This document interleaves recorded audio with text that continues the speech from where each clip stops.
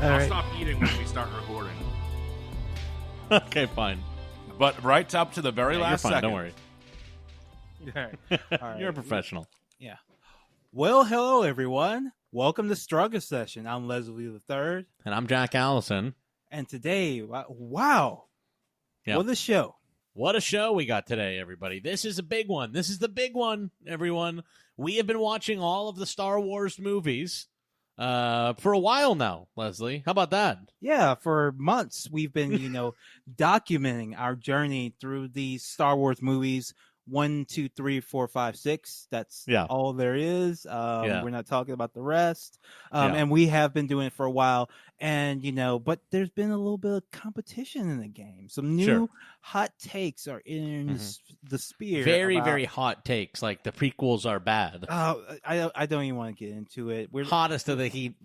Look. But you know what we do on Struggle Session. When we are, challenged, we respond.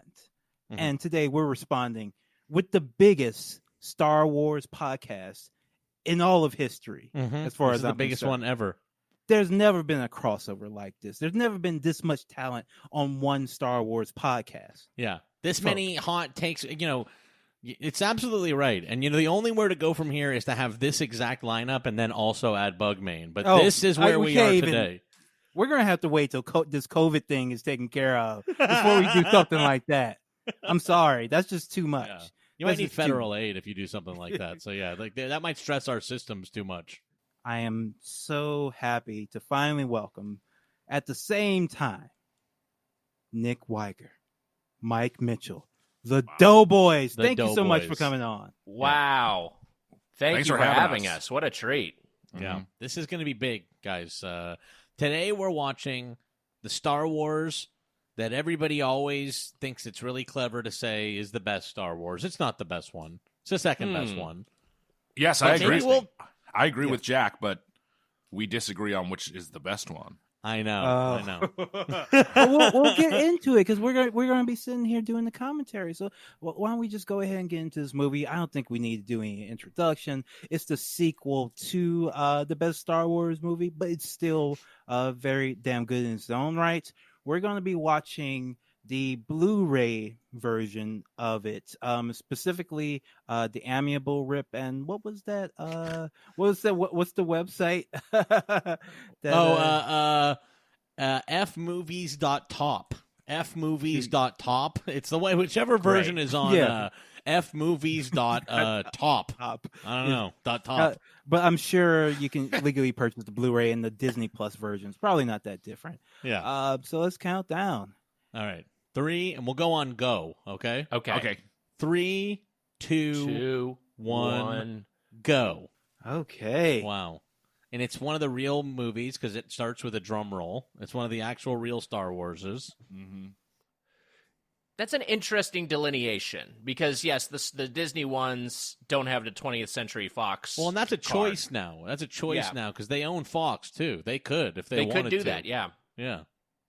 You can't hear my Star Wars audio, can you? No. I don't think so. No. All right, good. Are you watching something else? Want us to catch you? I'm just watching Big Bang Theory. I'm watching the Family Guy Star Wars Empire Strikes Back.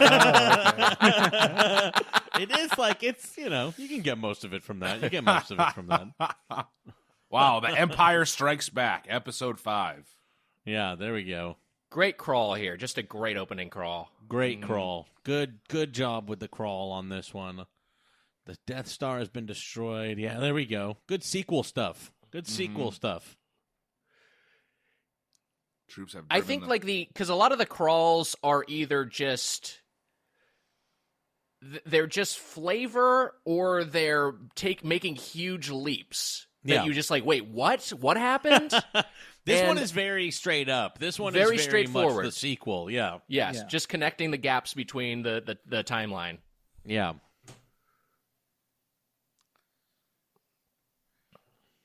Yeah, this is one of the better ones. As we know, they become like way too simplified with the movies that don't exist. I shouldn't even say they exist. with the non-existent movies. I mean, like, well, discussing the non-existent ones, I mean, it is interesting, the opening crawl, like, versus coming out of, like, you can do something like A New Hope and leave it open to actually build out the world.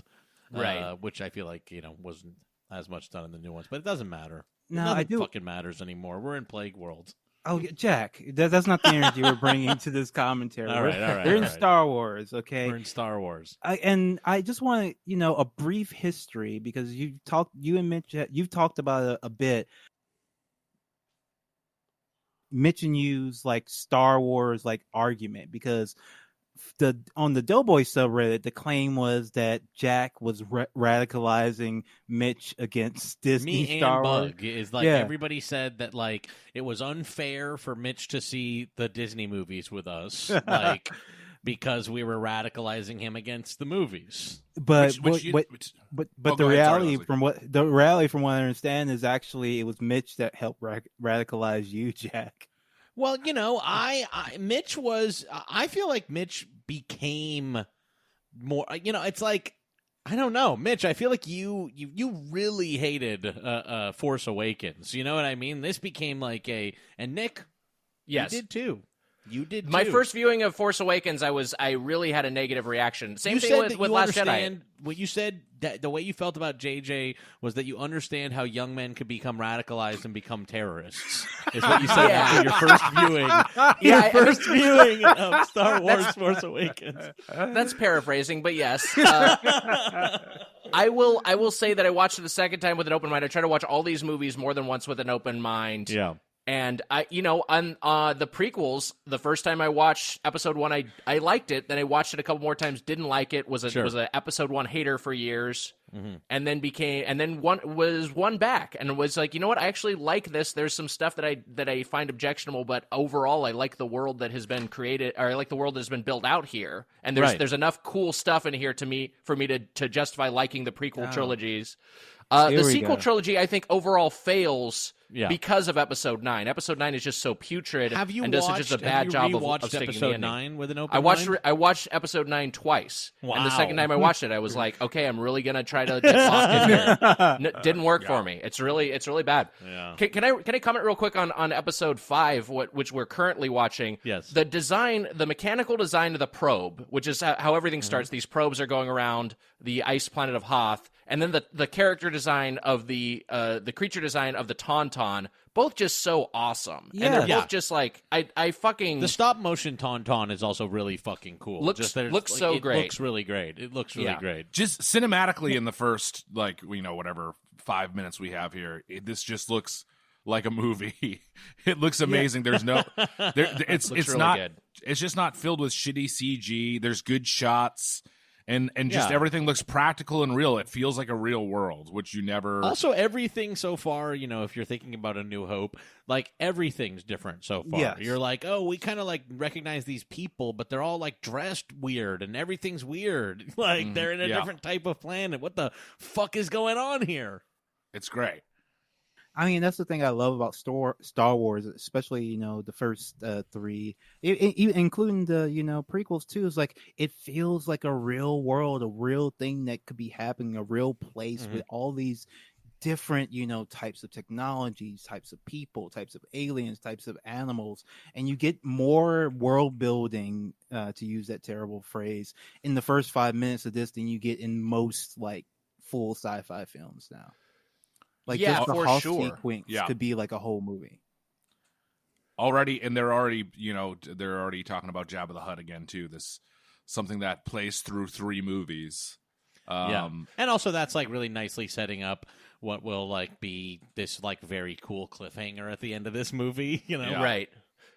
But also we've got like Han at the end of Episode 4 is his whole decision point is that he's leaving. And then he decides to come back for the greater good, and then now we're right back where we started at the start of this, of just like he's still like, you know what, I still got my own agenda, and I'm still not fully committed to this cause. Yeah. So we're kind of seeing his whole arc play out. I think primarily in this film, because I think by the time he gets unfrozen in episode 6, he's pretty much on board. I don't think he needs to be convinced anymore. Yeah. Well, Yeah, it's and also Harrison and Carrie are just doing less acting wise in that movie. Yes. So like, they're a little spaced out to do any character arc kind of work in that movie. It's in the first movie he like decides to help his friends, and then in this movie it's kind of about like letting this other person in that he loves. It's kind of two. It's chipping away at the layer of this guy in the first movie. Like I'm a guy who works on his own. I showed up to this place by myself, and I got this name Solo. I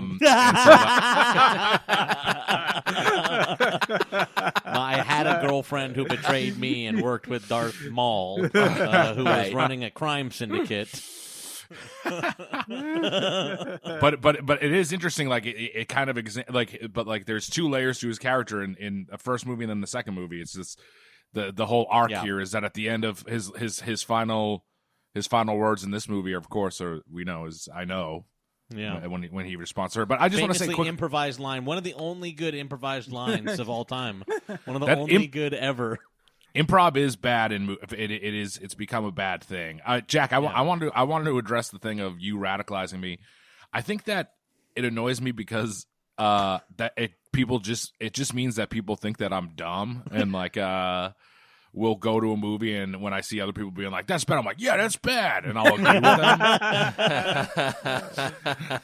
Which I think that when we went into, we saw Last Jedi together. Yeah. And I was very much like, guys, I want to just give this a chance. I really want to just give this a chance. And then I think I was the one that was like during the movie being like, this sucks. Like, Mitch was the most mad for Last Jedi.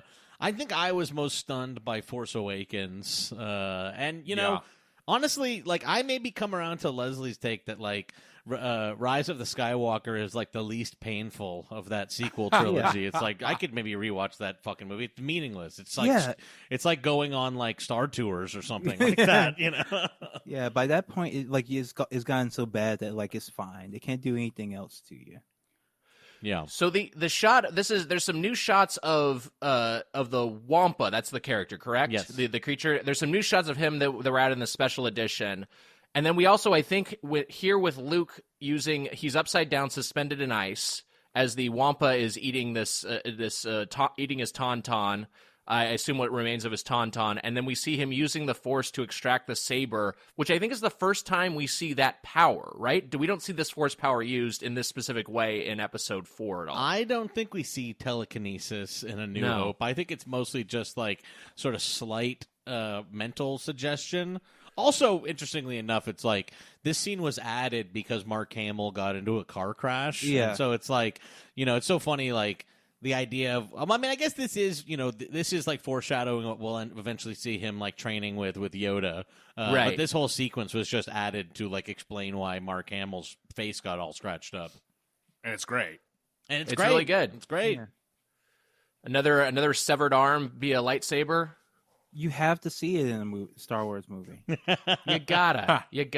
Were there any arms cut in the sequel trilogy? Well, there was the deleted scene of Chewbacca ripping someone's arms No, off. that doesn't count. That doesn't Was it Unkar Plutt? Was it He's Unkar ripping- Plutt? I think he's ripping Unkar Plutt's arms off. Great. Which actually, I wish that was still in there. Yeah, Unkar that would've Plutt been getting good. both his arms ripped off. My arms! Those are mine! Get back here with my arms! You took away 2/4 portions of my limbs. Did anyone ever use the code Wampa Stompa while you were playing the Star Shadow Wars of the Empire, right? Shadow of the Empire on Nintendo What does 64? that do for you? Turns you into a Wampa, Whoa, that's Wow. cool. and you can go Pretty around cool. and like fuck people up. It's funny that like the best part of like most Star Wars games is the Hoth sequence. Whether like the Yeah. recent Battlefronts, the only reason to play them is that you get to play like the large scale Hoth battle with the AT-ATs coming along. Yeah.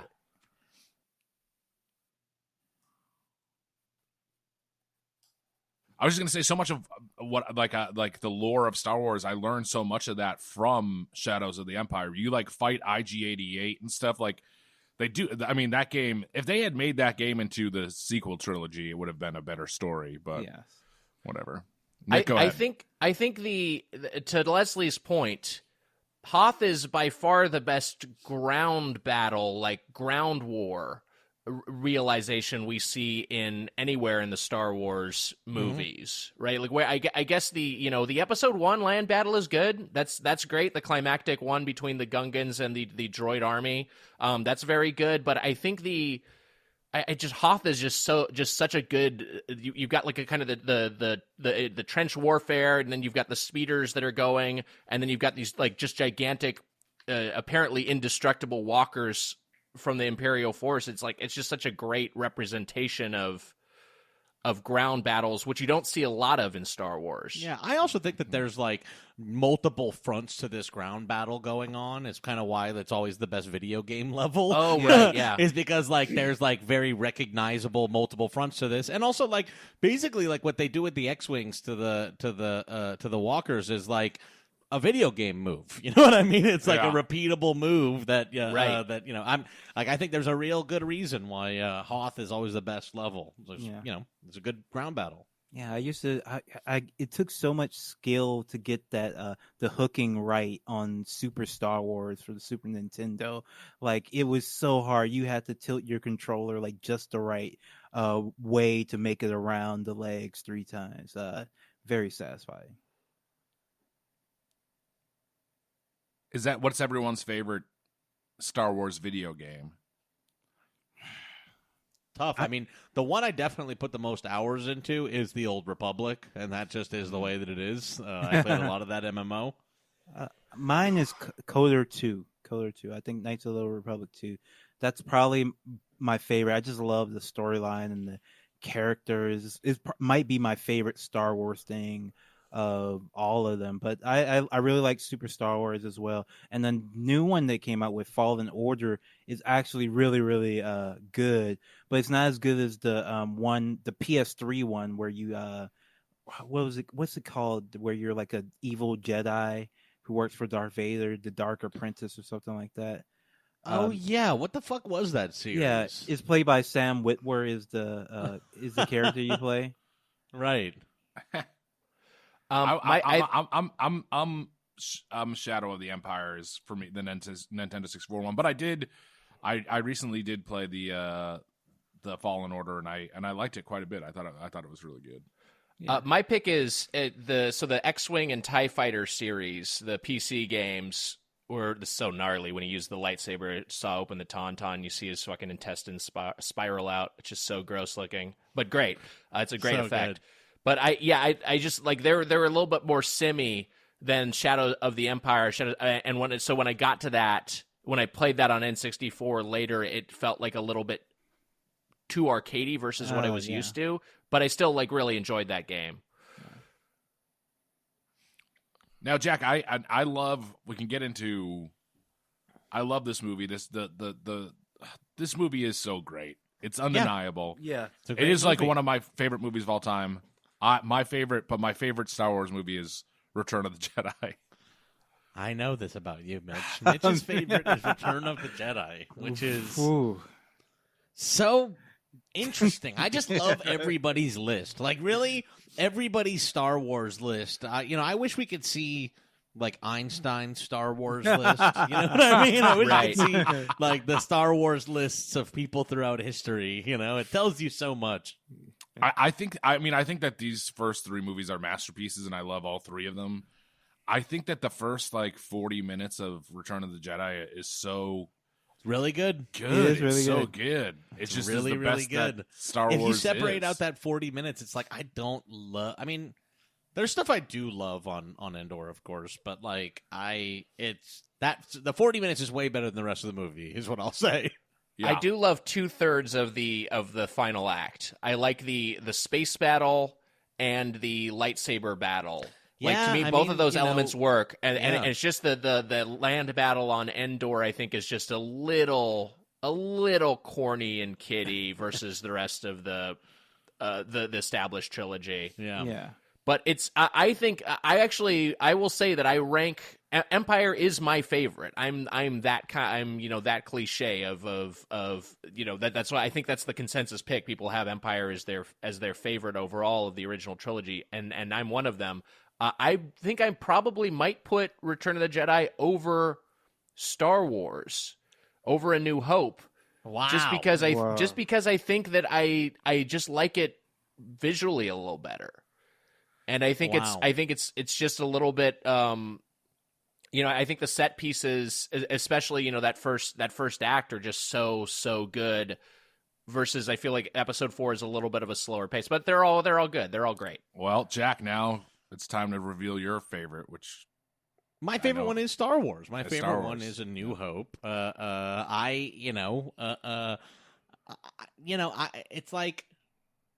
There's so, like, A New Hope is like the closest to an independent movie of all of these. You know what I mean? Like, so much is accomplished like with less in A New Hope, and also like it's all created from that. You know what I mean? Like, there's still like A New Hope is maybe the best. Is like I think the best Star Wars movie story wise.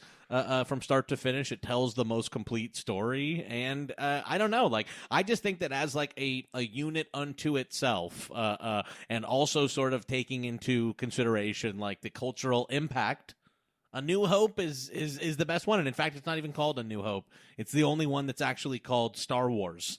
I think Star Wars is the best Star Wars movie, and there we have the brother sister kiss. There we go. Love it. There we go. Which people love to point out about, like the sequel defenders love to point out this kiss. They love to point it out. In what context? What do you mean?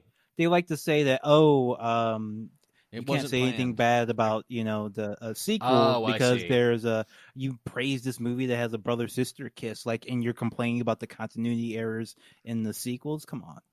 Yeah, I mean, honestly, what I think about that is that it's like, okay, well, so what Lucas did with Star Wars, when Lucasfilm did with Star Wars, is they winged it as they went along, and it came together masterfully. You know what I mean? Like Disney winged it as they went along, and they fucked up majorly. You know what I mean? It's like, I don't really think that, like, that's not a good argument. Like, you're like, yeah, you're right. It's another degree to which the Disney sequel fucked up. The production design in this base is so strong, and so, especially those screens that just kind of have these ambiguous green lines on them. They're just sort of mapping out some sort of vague topography, but that just basically got completely mimicked in episode 7 through 9 because they were just like, that's just such a strong visual. And also, since those movies were so much just loaded with fan service, they were like, let's just put in stuff that people recognize and like.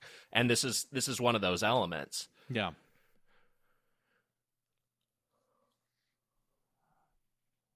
Leslie, is your favorite Star Wars movie A New Hope? Yes. I think it's just the best film, and it really creates this whole brand new, bold new vision of a sci-fi world. It tells a complete story from start to finish. Anything, I can't give it to anything that came really after it because, like, it's Star Wars, like most of the work was done in the first one to establish all this. Most of the stuff we like from, the sequels, even to the original Star Wars, are stuff that came from that original brilliant idea. And I don't think I don't think anything really can top it. Wow, I think it's fair, and great to see Vader again. I mean, it is just worth mentioning, how operatic this intro of Darth Vader is. Yeah, it's really good. We've also established a couple of running gags through here already. One is that we're about to establish it's in the near future the Vader's choking gag, which he uses throughout this movie as a runner. But the other one is that we just had from C-3PO on the ground is him saying he's fluent in 6 million forms of communication, which his value as a translator really becomes a key element of his character in this film. In particular, the Superstar Destroyer. What do you guys think about that? Because that's as far as criticisms of this movie, that is one that I've heard is that exceeding the scope of the existing Star Destroyer, which has already been established to be so huge, with a Superstar Destroyer, is maybe the first error of scale that you see in the trilogy. I mean, they already Doesn't bother did the me. Death Star. Yeah, they already had done the Death Star, so a Super Star Destroyer does not. It is smaller. Like it does feel like it's like it almost feels like a moment of restraint. You know what I Yeah. mean? It's like instead of having a Death Star, we'll just have a Super Star Destroyer this time, and we're not going to go as far as the Death Star. It does feel like ultimately Lucas brought back the Death Star in the third one, but yeah, it is restraint to not have as big of a gun in the second movie as the first. Right. It kind of makes all the stakes like a little bit more, personal and emotional, which is like I guess what the climax of this movie is. Yeah, I like seeing characters, that friendship it feels genuine. Yeah, yeah. That they all share with each other. It's cool. It's really the moment where Chewie hugs Luke here. The moment where Chewie hugs Luke here, and you just sort of see their genuine friendship, and then he has this connection with Han, and Han wants to make sure he's okay, even though he himself is leaving. Yeah, it kind of it's right up there with C-3PO's memory being wiped. But getting to take one last look at his friends, before it happened, before his memory is wiped for about 20 minutes of screen time. His best friends ever.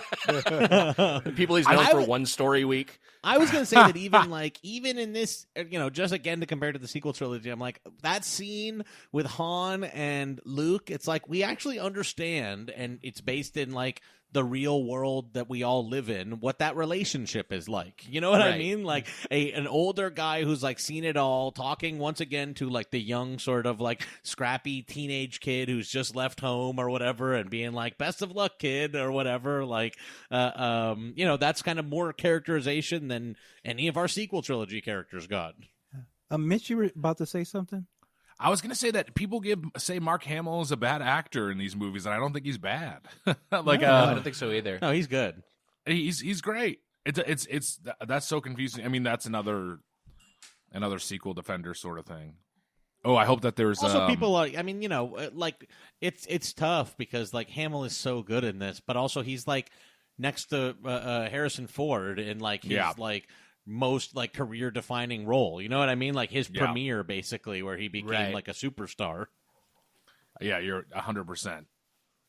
Also, it would be funny if there was like a communication error, like they couldn't hear each other, and like they said, "Can you hear me now?" or whatever fucking bullshit happened. And so that happened.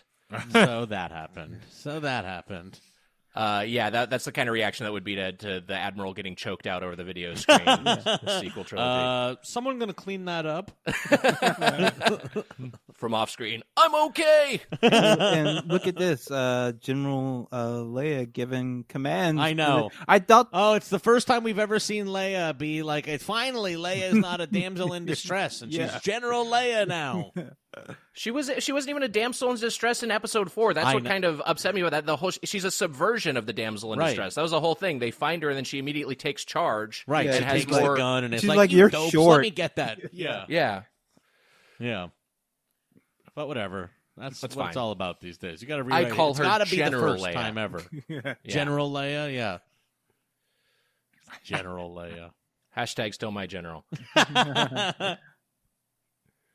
Although I did think it was very subdued and tasteful, the way that she appeared in Rise of the Skywalker. A quest-giving NPC. It was very tasteful that they made her into a World of Warcraft quest giver.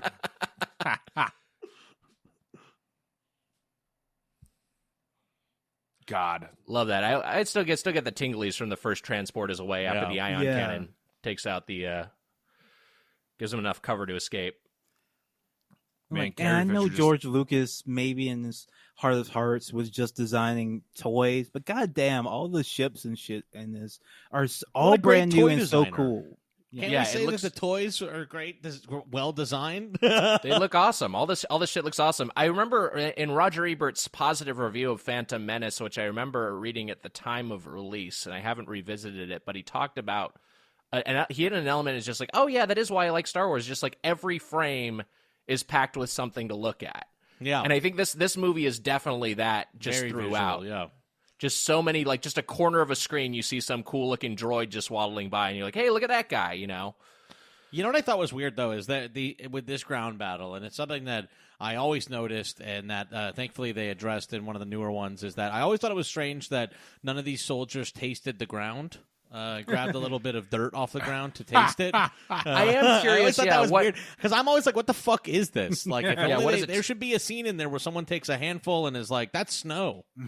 Yeah, I assume it's snow, but maybe it's powdered sugar. What the fuck is maybe it? It's I don't know. cornstarch. Yeah. I don't know. This could be a powdered sugar planet. You don't know till a soldier tastes it on camera. It's sweet. If George Lucas is like, it was a powdered sugar planet. It was a sweet powdered sugar planet. A very, very cold powdered sugar.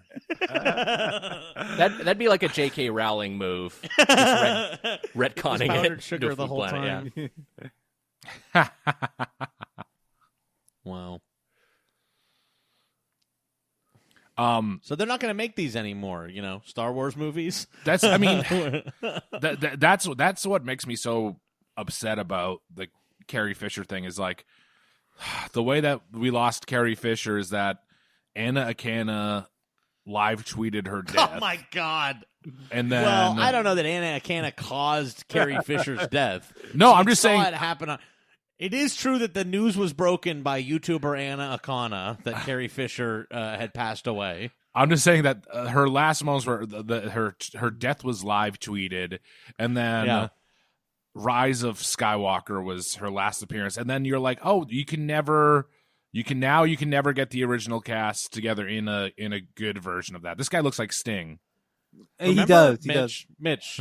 Remember how like Artie Lang had like really bad heroin problem and stuff like that, and like Howard Stern's no great guy or anything like that, but ended up like kicking him off the show because he's like, I can't be an enabler, and giving him all this money and stuff like that. You know what I mean? And then like they put Artie on Crashing, and Artie got all this money again and immediately relapsed and like had a really difficult time, and had to go back to rehab.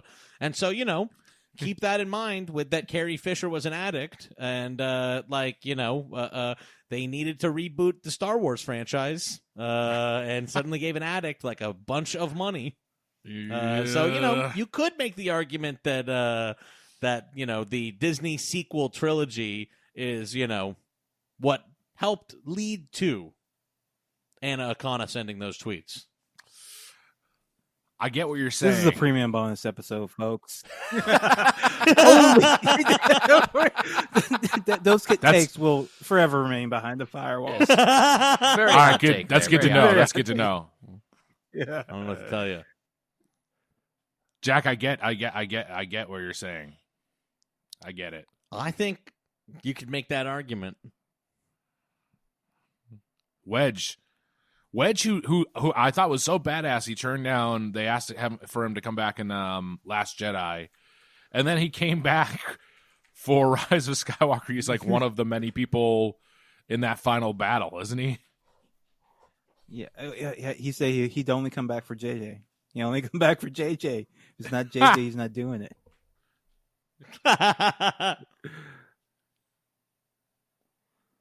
Beep beep blip. That's what that one was. So the actor in, and I looked this up real quick. I apologize if my typing was picked up on my mic, but because I'd heard this, but I couldn't remember which specific Empire Strikes Back Imperial character it was. But the guy in the AT-AT, the general in the AT-AT commanding that fleet, is, I believe his character name is I don't have his character name here, but he also plays Grand Maester Pycelle in Game of Thrones. So a much older, Wow, that's Pycelle. Wow, that's Pycelle. Yeah, Maester Pycelle, and he also is in. He's in Raiders of the Lost Ark. Actor Julian Glover had a big career. Wow, it still continues to have a big career. He's still alive at 85. Nick, who is he? I went and got a drink. His name is Julian Glover, and he was, in addition to being in Empire Strikes Back, he's also in Raiders of the Lost Ark. He plays General Veers. That's the character's name, Veers. Veers in Empire Strikes Back, and then he is also Maester Pycelle in the very old Maester who farted once. Remember the super old farting Maester, horny farting Maester. in Game of Thrones. Like Luke Oh, Skywalker's wow. so badass. Luke Yeah, Skywalker's yeah, so he's badass. I love this guy. Also, all It's this so shit is good. cool because it's like very tangible. It's not like it's all special effects, of course, but it's not like big, super bombastic special effects. It's like he crashes in a plane and needs to get out of the plane before he gets stomped. You know what I mean? Yeah. It's not Yes. huge explosions. It's not like action creep. You know what I mean? Well, yes, I like your term action creep because that was an issue I had with the entire sequel trilogy, but you see it particularly tangibly in episode 7, where they, obviously they're just calling back a bunch of story beats from episode 4, but one of those is the destruction of a bunch of planets with whatever Starkiller base, and they destroy 5 planets at once. Yes. And it has less impact than destroying one planet, the planet Right. of Alderaan, in Right. episode 4, even though the scale is bigger. It's like if you make things too big, they get abstract and you don't care Right. anymore. And also, if But- it has no connection to our characters, like Yes. at all, like we don't. what are these know- 5 planets? I don't know. Are these empty planets? Like Yeah. these people, I don't really know anything about it. It's like all we know about Alderaan, and we don't even see anyone on Alderaan, is that it means a lot to Leia, and we like the Leia Right. character. You know what I mean? Right. Yeah, you care more about Luke Skywalker escaping the stomp of an AT-AT than you care about, whatever 5 billion people or 20 Well, billion like if people, it's like whatever it then would having like a Jedi like hold 6 AT-ATs in the air with force powers, you know what I mean? And they're all fucking around in the air, like be. Yeah. I it's don't know. It's much cooler to see like untrained Jedi Luke Skywalker still managed to single-handedly take out an AT-AT, but he had to like struggle and fight for it and sacrifice his comrade. This is just a really good like war scene. Really good war scene. It's great. It's awesome. And just to correct myself on Julian Glover before the trolls get my mention, he's not in Raiders of the Lost Ark. He's in Indiana Jones: The Last Crusade. Oh man, He's the guy who drinks the Indiana- wrong grail. Those Indiana If any Jones of you trolls. sent a message in the intervening time, go back and fucking delete it. Go back and delete it at this point, so you don't look like a fool. So you don't look like an asshole.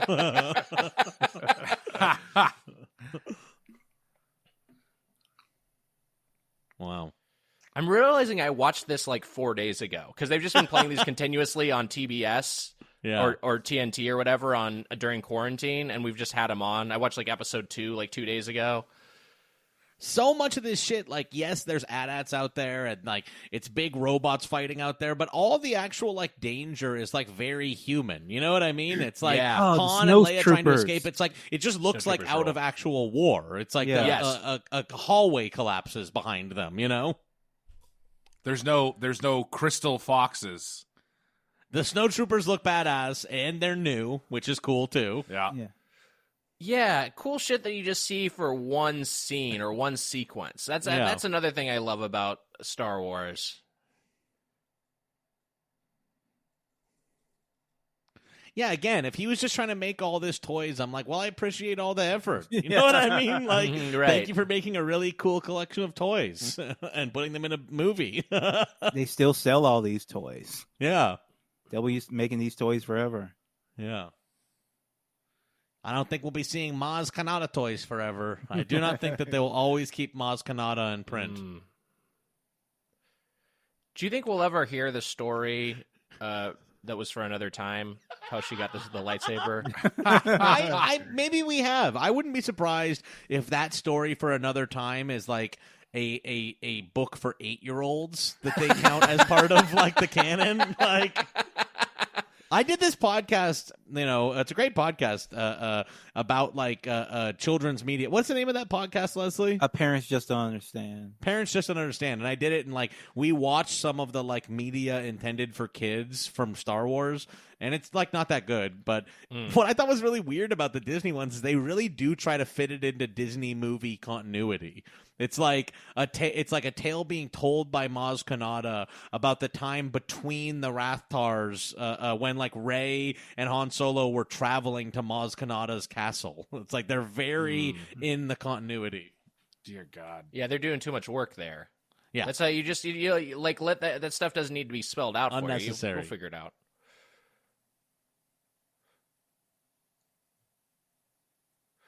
I also feel like when I was like a kid, and like absorbing like whatever, like a novel or something. I was like never worried about like, wait, when is this in continuity? Yeah. Like that's like a modern thing.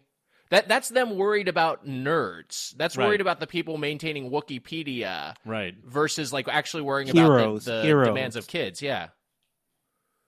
The I told you I don't like the Wikipedia guy are who heroes. I don't like the Wikipedia guy. One of the I like Wikipedia. Don't get me wrong, but like Okay, one of the I was about to one get pissed off. I think Wikipedia provides a more valuable service than Wikipedia. Yes. I really do.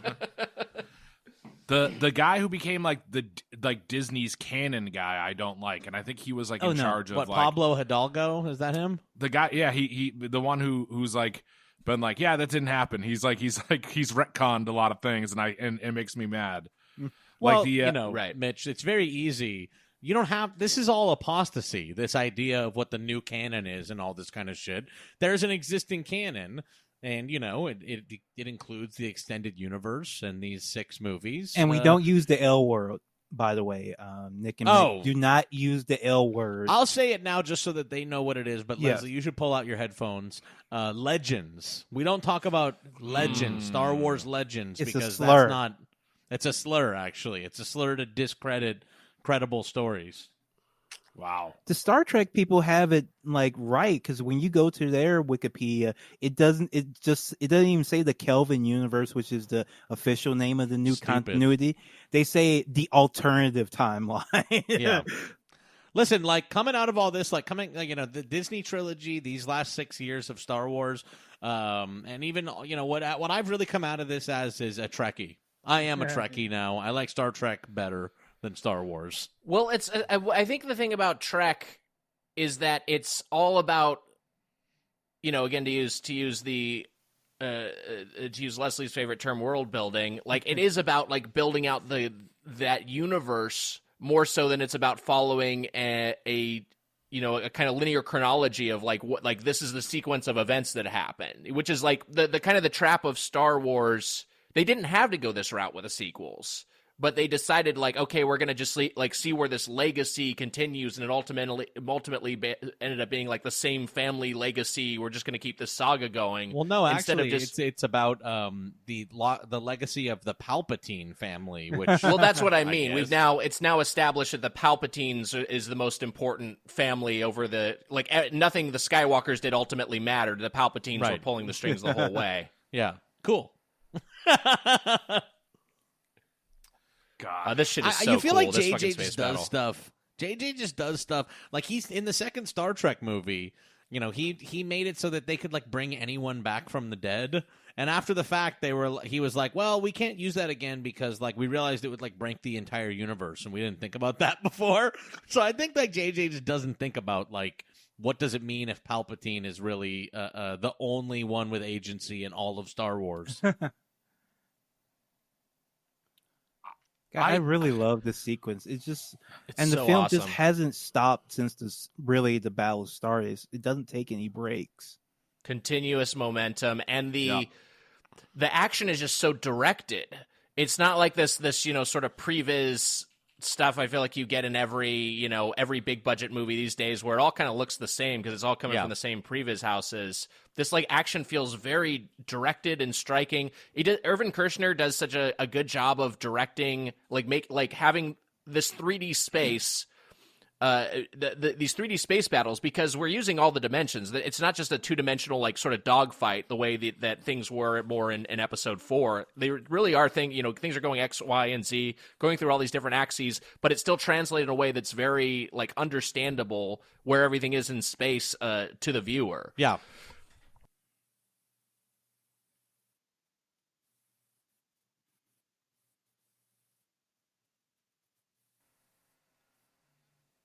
Does feel like there's actual choreography to this. There's like a sense of what is actually going on in space versus not to bring up the apostate trilogy again, but like at the end of Rise of Skywalker, when it just shows up like 600 ships show up in the air, you're like, I don't know what the fuck is happening here. There is a sense of real space in these movies. that is like the messiest God, that ending when all the ships are in the air is just like so messy and fucking stupid looking. Yeah, really bad. I was gonna say that it's very confusing to me. Here we go. He's gonna. Oh damn! Run to old Yoda. This movie fucking trucks along. By the way, it really does. It's on the longer side with the Star Wars movies, but it just fucking moves. Yeah, like we're at Dagobah already. My question is why I just don't understand why people used to just write off movies so much. Like 20 years ago, a sci-fi movie came out, even a big one. I mean, Jurassic Park 3 came out. People didn't even like it. Wasn't even news. People just were like, "Oh, it's bad," and forgot about it. Yeah, and I just don't understand the switch that came over where people like the defense of Star Wars by like, people who never even. Oh God, I'm just gonna never even really liked it. Yeah. Never even really liked it. I mean, it's just so it's so confusing to me. I just don't understand. It's a premium even, episode. You're allowed to say that. It truly it makes me. I think it is related to like a lot of the rot in the world. I think so. Yeah, it's brands becoming our, the things that we protect and care about. And it's gets tied to politics. Certainly, The Last Jedi, even though it was a film made by one of the whitest white men that's ever like walked the planet, Rian Johnson. Somehow, some way, a lot of people got convinced that if you didn't like this movie, that means that you were a reactionary. And therefore, if you defend this movie, that makes you very woke progressive. And it's just marketing that worked tremendously well. Even though it didn't move tickets, I don't think. But it certainly melted a lot of people's brains and turned them into Disney for life, I guess. Maybe it also reflects crazy. Like how much worse life is or something like that. Like if we were able to let a Jurassic Park 3 go by and like be like, oh well, fuck it, that's stupid. Like maybe we had rich enough, fulfilling enough lives outside of it or something. Like maybe everybody having to like make their entire life about fucking Harry Potter and Star Wars is like a reflection of how bad our world is and how like bereft our lives outside of pop culture are. Because Star Wars does occupy a unique place in pop culture in the U.S. and I think as big a movie as Jurassic Park was, Jurassic Park the franchise was never on the same level as Star Wars the franchise, and we also that's true. I think what we're dealing with is that there was a backlash and then a backlash to the backlash regarding the prequels, right? And you had those two factions converging, both the people who hated the prequels and the people who defended the prequels. On kind of opposite sides of the conflict with regards to the sequels. And a lot of the people who hated the prequels just by virtue of the sequels being different ended up being like this is my Star Wars. This is what I like now. But you're right. Leslie's right. It did get packaged up and it did get politicized in a way that had traction. Here's the first time we're seeing Darth Vader without his helmet for the first time. So great. So cool, so scary. Yeah. Which is in 3/4 profile from the back of his skull all scarred up. Yeah, because when I was a kid, I know at least for some part of the time, I thought Darth Vader was just a straight up robot. Because I would never like actually sit down and watch. I mean, like when I was like 5 or 6 or something like that. Yeah. I thought because when he gets his arm chopped off in Return of the Jedi, it's like all wires and stuff. So I'm like, oh, Darth Vader is like just a robot dude for some reason. I had a friend in elementary school and middle school, and he didn't know until he was like 14 that there was a middle Star Wars movie. Wow. His family just had Star Wars and Return of the Jedi on VHS, and he watched them both and just thought it was the sequel. That does work, actually. It does kind of work, but it's just like there's such a huge gap between them. Big Lucas fans, that family. But I like that's early being like, fuck Kirshner. That's not a real Star Wars. That gets to the point why I could never say that Empire Strikes Back is the best one, because you literally could take it out and still get the complete Star Wars story. It's an incomplete, ultimately this is like... and by design, it benefits a lot obviously. from being number 2. It benefits from being the middle of the trilogy. It doesn't need to have a fully satisfying ending. and also gets to be like sort of darker and creepier without having to sort of deal with the sort of like the resolution of that, you know? Yes.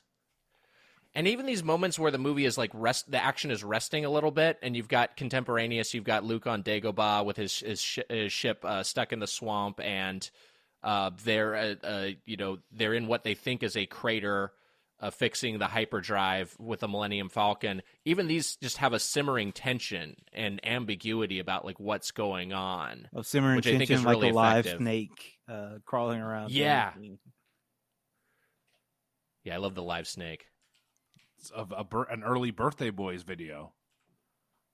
We my sketch group, the Birthday Boys, we were in the house, and then the house starts moving, and then we fly out of a snake. Oh, I remember that. Yeah. It was simpler times. You could make simpler videos. Do you think people's shitty attitudes? Ugh, I'm not even gonna get into it. Just people's Premium shitty episode. attitudes. We're all friends here. It's premium. It's only gonna be for those the nasty freaks who really want this stuff, Mitch. I just feel like, you know, like those like shitty attitudes towards like these like new movies and embracing them kind of translates over into like our current political climate of like people embracing maybe a shittier nominee. And yes,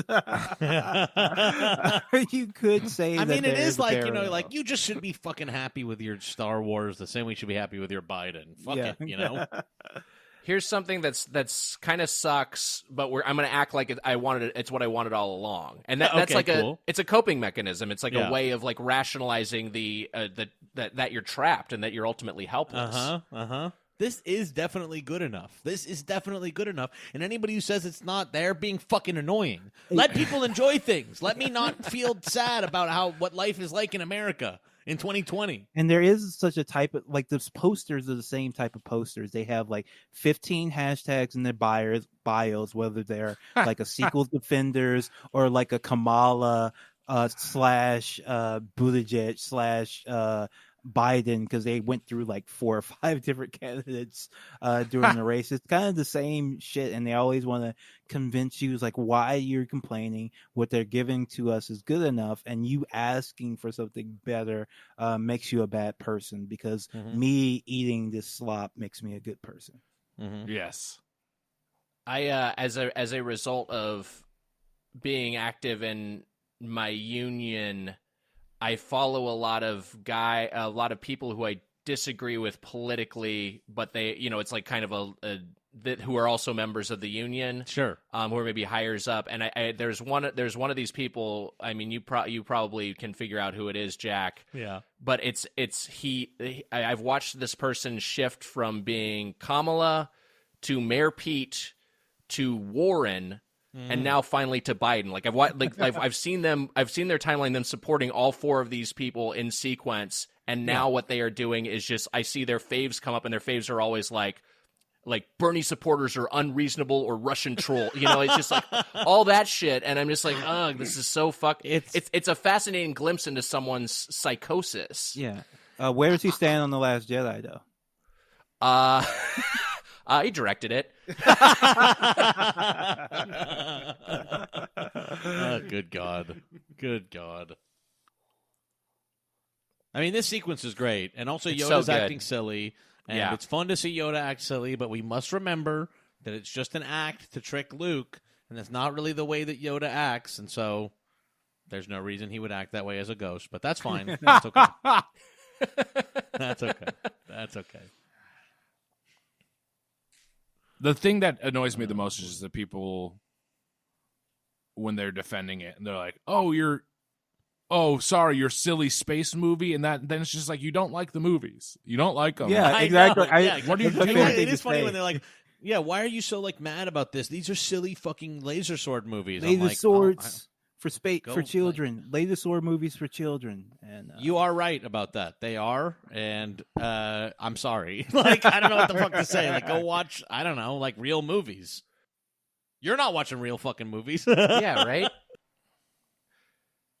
This laser sword movie for children that is in the top 10 movies ever made of all time. Yeah. Whatever. It's like everything is stupid. You know what I mean? Everything is fucking stupid. Caring is whack, and so you win. Caring is whack. Let's take it back to the 90s. Yeah. Yeah. Yeah. Let's be Xers now. Caring is whack.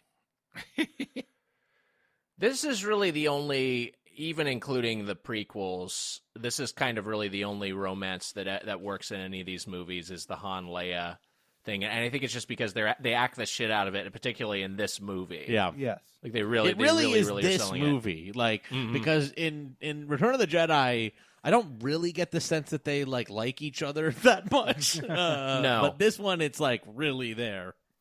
Wow. Here they kiss. Yeah, and then 3PO inopportunely interrupts them. C-3PO. C-3PO. It's great because even though Han is CB3PO.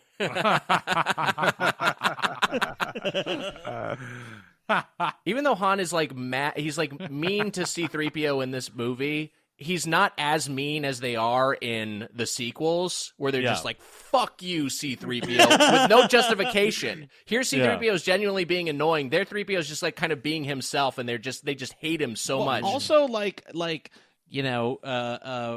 Princess Leia has kind of an edgy vibe, and so does Han Solo. It's very weird in the sequel trilogy that Oscar Isaac seems to be beloved and nice to everybody, but then he's like, "Shut the fuck up, C-3PO! Why don't you get the fuck out of here?" Everybody likes this guy.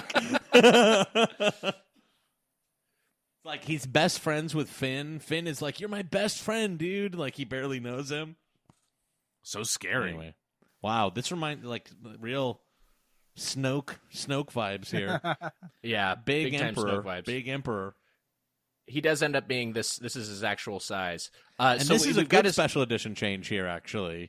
This is great because it was originally a different actor without the scars and glowing green eyes, and that was the version I had on VHS as a kid. And that was the which only is version kind of cool. But this is a good change that I think a lot of people when they complain about special edition changes don't even realize that this was a change. Yes. This is one where Lucas really got away with it, and everybody just thinks that's the way it really was. Yeah. No, this is a fix to an error in.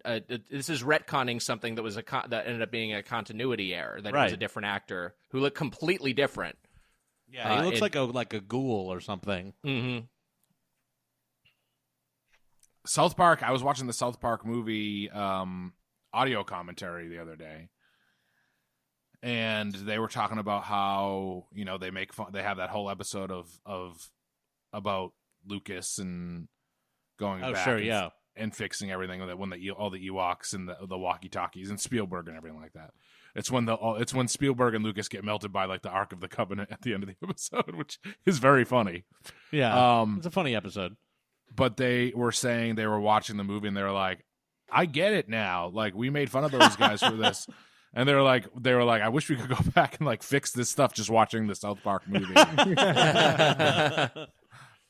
I wish those guys would just do a full. I mean, they've kind of addressed it, but I wish that they would really go and do a real full Star Wars trilogy breakdown. Yeah, I want them to go in on it. I will defend Lucas on doing the special editions, mostly because he was weird enough to also do one of THX.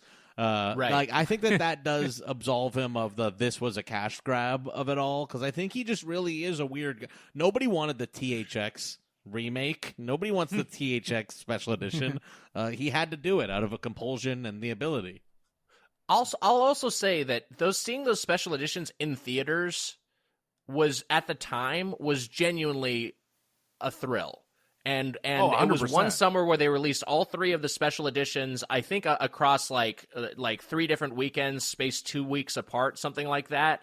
And it was so awesome just to go see these movies that you'd grown up with that a lot of us had no memory. They were our favorite movies as kids, but we had no memory of ever seeing them on the big screen because they were too young. Return of the Jedi came out when I was 2 or 3 years old. So I had never seen any of these, and seeing them all on the big screen for the first time, and then with some new special effects, which at the time looked amazing, was very cool. And I like them. And my only criticism of the special edition is I wish the theatrical cuts were also available on Blu-ray.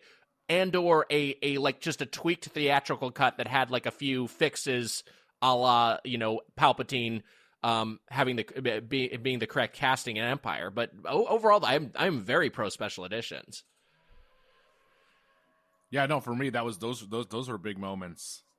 Watching these movies, watching the remake, whatever they're called, the special editions in theaters. Quincy Cinema. It was so long ago, but that was also like, I don't know, it was 12 or 13 or 14 or whatever, and that to me was like cemented my love of Star Wars because I had known it and I loved the movies, but then going in and see them in the theater and stuff, that was a game changer to me. I feel like that was huge. Yeah, it was so great. So let me ask you guys. So movie theaters obviously closed now. We're not sure if we're going to reopen them ever, possibly. Leslie, don't forget, there are still avatars to come out. Yeah. We still don't count out James Cameron ever. Never count out Cameron. Never, ever. But ever. If we don't get back to movie going, what has been your last film in theaters? Mine, Wow. I Great question. narrowly dodged Sonic the Hedgehog being my final film, and it was Portrait of a Lady on Fire. Was the Sonic was the second to last one I saw. Respectable. I think it would have been very funny if Sonic was your last one, just because Susser would have been mad. Your last movie forever. Mine was kind of nice. I went and saw Extraordinary, which Claudio Dardi, who is who's an actor on Love and was my on screen girlfriend in Love. Very cool. And she's super funny. So it was a great. I mean, Claudia's great. Yeah, it is funny that you still refer to her as your on screen girlfriend. I was trying to describe what our relationship was in the show. We were both in Love together. We were both actors on the show Love. She's my ex-TV girlfriend. My knock. I'm trying to change the subject. Look, when I count ex-girlfriends, I count Claudia in the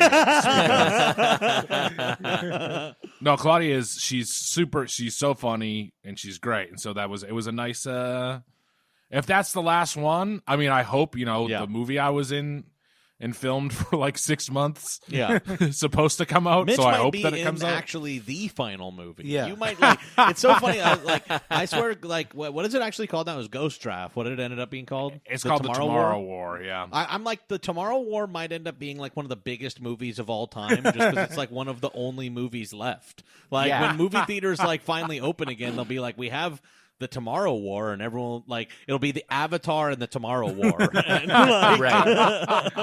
and Avatar will sell out so much that Tomorrow War will become the second biggest grossing movie of all time.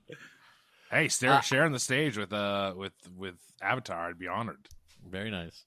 Again, I just love elements like they've got these oxygen, these breathing masks that they're using. We see them in one sequence. They're just like, they're very simple, but it's just like it feels like feels real.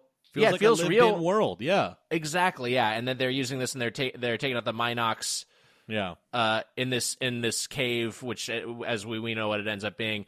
My last film, to answer Leslie's question, I believe I was late to see it, and I was trying to think through the films I saw. It's possible some forgettable trash I saw after this, but I can't remember anything post Parasite. I think Parasite was the last film. Respectable. It was a good one, a great movie. Yeah.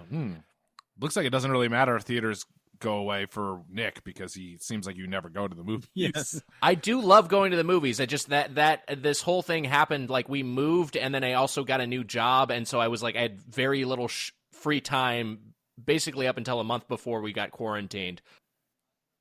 What was your last movie, Leslie? It's Downhill, the Force Majeure remake with wow. Will Ferrell. And let me tell you something. Weird. It's weird that my last movie might be a Will Ferrell movie because I've maybe seen one other Will Ferrell movie in my entire life. I deliberately. Finally good to. You got to get him in. The theater experience is second to none. For a Ferrell? How was Downhill? Was it any good? Not really. I mean, it's something. Watch it on a plane if you're ever on the one again. But that's about it. It's a amusement. A little bit funny at times, but not really that. interesting. I think part of it, like the original apparently was like really funny, but they tried to play this too dramatically for Will Ferrell. Like I cannot see Will Ferrell as like a real person who like is raising kids and has a wife that takes him seriously. Will Ferrell wants to be a scarf guy now. He's serious now. You know what I mean? Like he sees what Carell has, he can wear a scarf too. There's a time in every very successful comedian's life when they take the moment to don the scarf, and then it's not comedy from that point forward. You said this is a episode that's behind the paywall, right? Yeah, that's correct. All right, good. I remember seeing a Parade magazine when I was a kid. It just came with our local paper, the Long Beach Press Telegram, and the cover of it was Chevy Chase. And I think he might have even had a scarf, but it was just Chevy Chase making a serious face, and it was like and the headline was Chevy Chase, it's time to be serious. And it was but it was all about his upcoming film, Jesus. Memoirs of an Invisible Man, which I then watched thinking it was going to be a drama, but it's also like a light comedy, like it's kind of jokey too. So it's like, this is your attempt at something serious? And it also sucked. But yeah, I think that is a natural comedian's instinct. Well, I think that it's fair to try to want to make a dramatic movie. I just don't think that you have to be like, I am now a dramatic person. Like I am now. You should always want to be. You should always want to be funny. What are you doing? Yeah, you know what I mean. Whatever. The escape. So we talked through the escape through the escape from the giant creature so good. with the closing jaws, the Millennium Space Falcon slug, just barely escaping. So cool. Yeah, so fucking a space awesome. slug, aka an exogorth. Exogorth. Exogorth. Not to be confused with Exegol. Yes, God, please no. Yeah, and the Exegolian. What a scary place! You mean the home of the Sith, the Sith arena, arena of the Sith, the Sith sympathizers. The lore is so confusing. Did we talk about the lore? How so the Exegolians were just like these normal people who the Emperor corrupted, and he turned their entire society into Sith worshippers. Like, so those are all just like people, like a lot of people. I just had to explain to someone that those were not like Sith ghosts. They were slaves that were killed by Rey, I guess, right? Yeah. They were slaves that it's so dumb. Yeah. It's so dumb because I was like, okay, this is the Sith planet. These are the ghosts of all the Sith lords, the Force ghosts of all the Sith lords. They're kind of, trapped here. But I thought that was what was going on, and I was like, okay, I kind of buy that. But then hearing what the actual explanation of it is, it was just like, this sucks. This is just conscripted labor, and they're just like, but they're like all brainwashed. It's just like, this is so uninteresting. Also, that was supposed and to be murky. a clone. That's a clone of the Emperor. Yes, it's a clone of the Emperor, and Snoke is like a failed Emperor clone or something like that. So when I don't know, you don't have to get into it, but when Ben Solo, Kylo Ren, was like becoming a Jedi, I guess there was a time when he like was with Snoke. So this thing is so cool. Yeah, so cool. It's so good. So cool. Also, I like this use of choppy slow-mo. I like the choppy slow-mo. Yeah, this is one of the good ones. It makes it feel Yeah, dreamlike. it's very good. Yeah. The choppy slow-mo works really well there. In the original trilogy, this is one of the only times they use slow-mo, right? Besides when the Wampa's arm falls down, which I think isn't even intentional, maybe, or whatever. I think it's just to slow down the shot. Yeah, they're not shooting at like a higher frame rate. They're just slowing down. Right, they just slowed down the shots, which I think it's cool. It like does make it feel more like weird and dreamlike. Which, spoiler alert, it's a dream, everybody. It's a damn dream. I do remember watching this. It was like years later before I understood what the face exploding and then it being Luke inside like meant. I just, for years as a kid, I just like, that's weird. Yeah, exactly. Same. It's a lot of subtext for a kids movie about laser swords and space wizards. and this even makes sense because it's a vision, like it's a vision cave. You're supposed to see what he's seeing. All of the visions in the new movies are done poorly. She goes in and Rey goes into Maz Kanata's basement and then has like a flashback. The Force back. The force. It's not a flashback. It's a forceback. That sucks.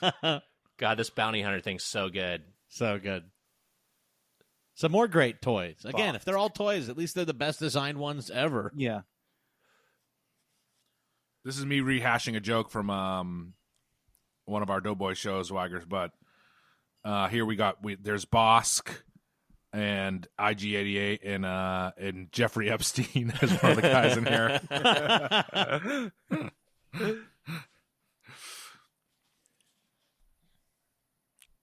So cool, and you don't need to see any of the, you know what I mean? Like, read up on the lore in the extended universe books. You don't have, you know what I mean? Yeah.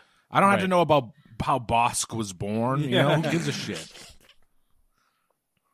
I would, maybe like to find that out, though. I would read an entire book to find that out. That's what I'm saying. The book, I mean, I think that the Disney movies, though, like, would just show you Bosk being born.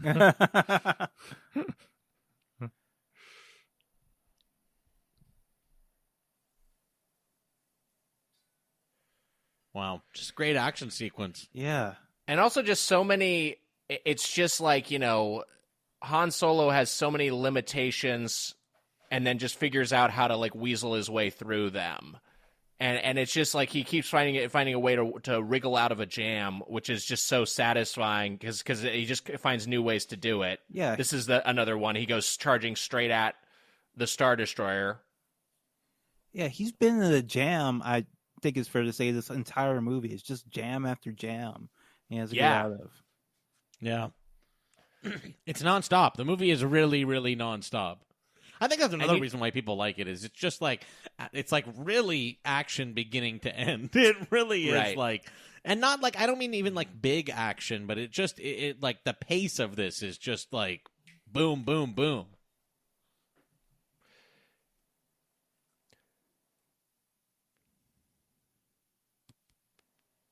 He knows that he's going to maybe get killed. Yeah. Captain Nita's in trouble. And that shows like that emotion of those guys like being like, I may be the one who pays for this. Yeah, oh fuck. Yeah. So here, this is another thing from the original trilogy that's called back or just recreated in the sequel trilogy. And so we've got, Luca doing a handstand, turns into a single handstand while he's got Yoda balancing him, and he's also levitating and balancing stones at the same time. Right. You see Rey doing that in episode 9, except she's hovering, and then also there's like 20 stones. It's just like, we're just going to do the same thing but bigger, but then it has less impact because I'm like, what am I even connecting with here? Right. This just seems like she's just an all-powerful entity. Yeah. I mean, it's a video game character. Yeah. You know what I mean? Yeah. It's just like, it does feel like press A, do this. That's not fair, Jack, because you have to level up a video game character. That is true. This In is video Luke games, leveling you up. have to learn how to use the abilities, and you get them over time. Ray just input Wampa Stompa or whatever the code was. But yeah, Fallen Order, it does a much better job. I mean, just this movie does a better job. Obviously, does like, we followed Luke here to Dagobah, and now we're seeing him learn how to do these things. Yeah, which we got a little taste hard. of. They're hard. And they're hard to do. Yeah, and he's frustrated, and he can't do them well. Yeah.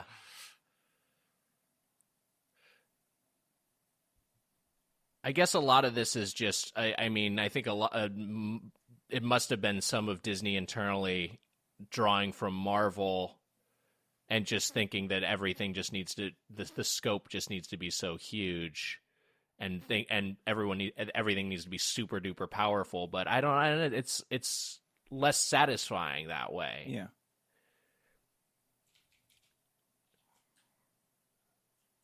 By the way, can I just to speak to Frank Oz here? Both his voice work and his puppeteering, and I recently worked on a Jim Henson Company show with a lot of just incredibly talented puppeteers, and I really gained a new appreciation for just how much artistry is involved in making these characters expressive and emotive. And Frank Oz's performance in this is so good. The way he realizes Yoda. I mean, the Yoda puppet is great, but also just the way that he acts it. Like all these small facial expressions. He doesn't play things too big. His voice matches everything so well. It really gives it gives this fucking, chunk of latex so much life. Well, and also I think it it adds, so this is like sort of like the big addition from the big leap from Star Wars to Empire Strikes Back is like an actual sort of like talking alien creature. You know what I mean? Yeah, right. In Star Wars, it's like we have a lot of like droids, we have a lot of nonverbal alien creatures, and there are some that are verbal, but like an actual like character who we care about and like and expresses emotions as a puppet. Like that's one of the biggest things in this is like, wow, there's a character in this who's like actually an alien. What wild. Yeah.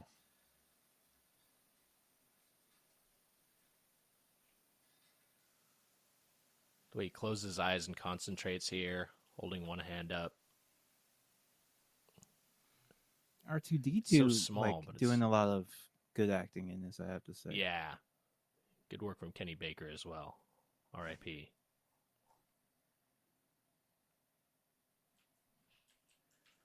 I think as far as, looks, fashion goes, I think I like Empire Strikes Back the best for the fashion of the heroes. I think it's the best one. All the snow gear and the flight and Luke's flight suit, very cool.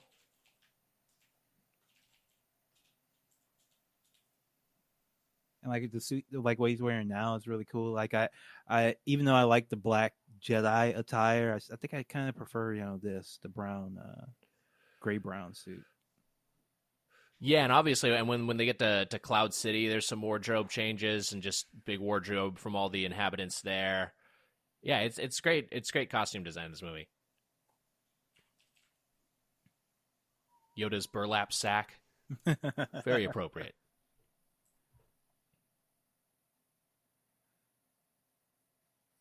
I told you I just watched that bad lip readings thing, which, whatever, but the song is really good.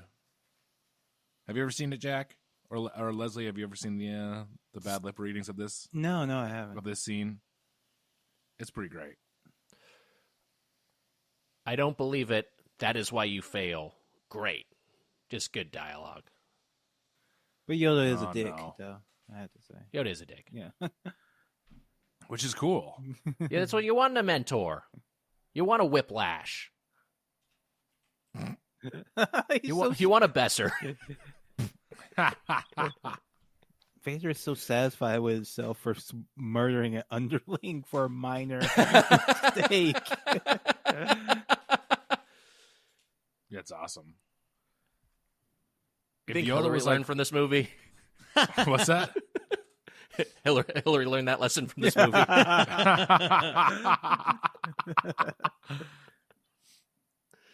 If Yoda was really like Besser, there would be a for sale sign on his little rock cavern. Wow. And the Millennium Falcon hitching a ride on the Star Destroyer. That's so cool. That's cool. I also want to say that Besser was a mentor, and I do like him. Who cares? I just wanted to say it.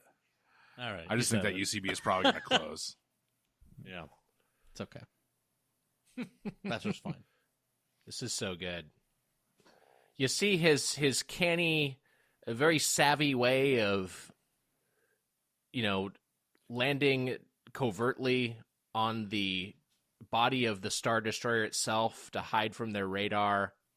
And also another something that capture. only a scoundrel like Han Solo would know to do. Only a scoundrel would know to do it, and that's why. And you see it continue when he's hauling Rathtars. Ah, yes, yeah. That's something else only a scoundrel would know how to do.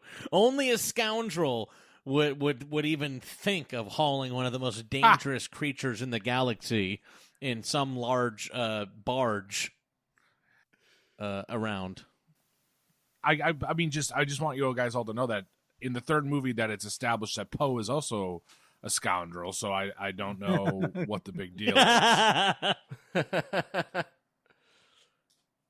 In the third movie, we finally do learn that Poe is a scoundrel.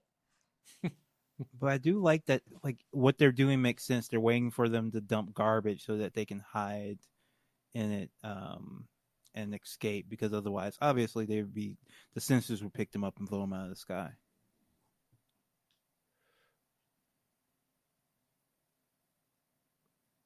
There we go. Also, she kissed Luke, but it was like a friendly, well, whatever. It was a friendly kiss. It wasn't like a they're in love kiss. No. It's true. No. Ooh. Yeah. Love it. So cool. Slave 1. So many good new ships. Great in ship this. design. Yeah. I get why people got so obsessed with Boba Fett. Like, why Yeah, he's very cool. like a bunch of guys who are now probably 50 and late 40s. And younger people too, of course, but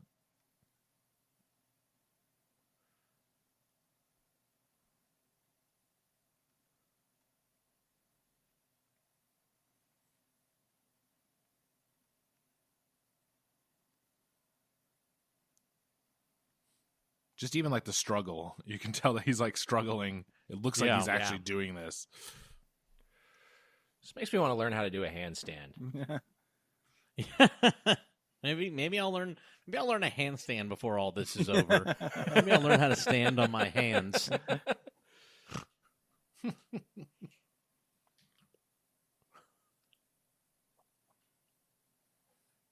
I like that, they aren't cutting in the vision. He can just, Right. say it. Yeah. We don't need cuts to shot of Han and Leia screaming.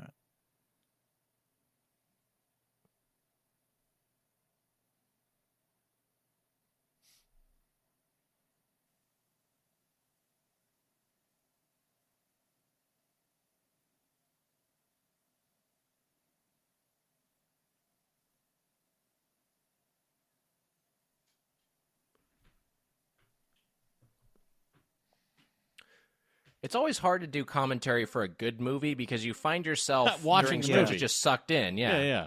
Yeah. So you're not. It's not just constantly like, Yes. what the fuck is this? Yeah. This Sorry, I sucks. forgot there for a Look at second. this Yeah, I know, this is good. Yeah. Well, what's happening now is, it's, Luke having to make the choice. Does he continue with his training so that he's actually ready to confront Darth Vader?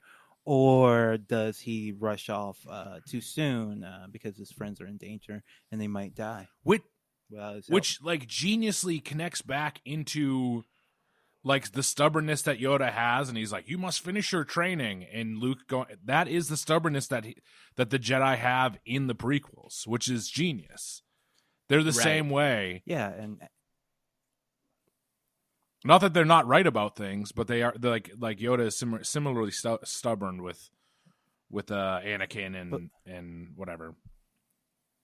yeah, but Luke ends up making the same choice Anakin did, just to not as bad consequences. Yep.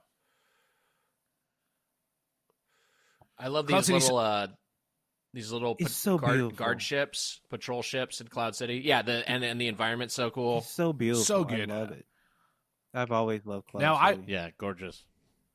I visited the Star Wars. This Disney is Star more, by Wars. the way, special edition stuff. I don't mind. Is the exteriors here on Cloud City, and then also they add a lot of open windows here during the interiors Yes. in Cloud City. Well, this is the one where the special edition changes are all just aesthetic. Like, there's nothing that actually changes content at all. So it upsets people less than, like, Greedo shooting first or what have you. I visited the Galaxy's Edge, the Disney Star Wars, and I got some grief from our friends from Podcast Ride because I did not like it that much. And one of the things I said that they should have done is that they should have made a Cloud City restaurant. Yeah. In the park. I mean, they should have mixed all the lands anyways. Like you should have seen. Like you should have seen You Endor. mean you don't like that seen it was just not any land that we've ever heard of ever?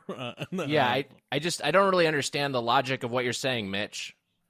They I should, just don't understand why that would exist on Batuu. Yeah, why would a Cloud City restaurant be on Batuu, the famous place we all love so much. It's so funny when they get specific about some stuff that they think like nerds, like Star Wars nerds, will get mad at, and they're just so off base. Like, Yeah. I would have loved to like walk through like Hoth and Endor and all these other areas if it was just split up. Fucking, what is it called again, Wiger? What's the name of the place? Batu. Batu sucks. No, it's boring. Why invent a new planet? Like it's just give us a sort of a greatest hits world, and because there's no one would be upset by that. No. Even the nerds would love it. Yeah, have the Mos Eisley cantina that's next to a little Cloud City, a thing you can walk through, and next to a fucking land speeder ride on Endor. Like no one would care. I even think the canteen is pretty bad. I mean, it is the best. It's one of the better things there. It could have just been done so much better. I mean, it just. You prefer the Taco Bell cantina? I do. Listen, I'll be honest with you. I think that the Taco Bell cantina is bringing something new that we haven't seen before. I don't know that I actually found. Listen, I liked Galaxy's Edge, and I think there's cool stuff. I like walking around it. I found the cantina to be one of the most underwhelming elements of Galaxy's Edge. I still haven't been, but it's now just like a huge vacant money sink for the Walt Disney Company. They just made so many mistakes. What were you saying, Mitch? Didn't it cost like $1 billion or something like that? It's like wild. Yeah, yes, absurd. It cost $1 billion, but then they also like made weird cost cutting measures of like having like live actors, and so that's so crazy because you think that he's he's dead. Yeah, it's fucked up what they did to C-3PO. Just like in a new movie, remember we almost thought C-3PO wouldn't have his memory of Poe Dameron? Yeah, we were very afraid of that. 20 minutes. For 20 minutes, we thought that C-3PO might not remember his friend Poe Dameron. Yeah, and of course we were all worried about how he got that red arm. Thankfully, that was explained in a pretty cool comic book. Speaking of, Lando's friend. God, I love Billy D. Williams in this, but the guy with the little thing wrapped around the back of his Lobot. head. Yeah, they actually put out one of the few good pieces of Disney Star Wars content was the Lando comic where they explain that guy is basically his brain has been taken over by the apps that thing was running, and it's Lando's fault. That's kind of cool. That is cool. We see Force Ghost Alec Guinness, which I think is the first Force Ghost in the Star Wars trilogy, yes? I think that is the first Force Ghost. We hear his voice in Episode 4, but we don't actually see anyone. We don't see a non-corporeal being until this movie. And it's cool. It's a great new. They introduce new Force powers in this one, but they are like they're on they're not on the level where they make the Force OP, which starts to happen later. I just want to quickly Leslie, go back. you mentioned. Go on, Mitch. I just want to quickly go back to the Cloud City restaurant, and I wanted you all to agree that it's a good idea. It's a good idea. It's a good idea. It's a good idea. Go ahead, Nick. Sorry. Yeah, Lando is so Billy D. Williams in this movie. I looked it up. Is 40. He looks fantastic for 40. Oh, he looked great. Especially in 1980 40, which was a rougher 40. Yes.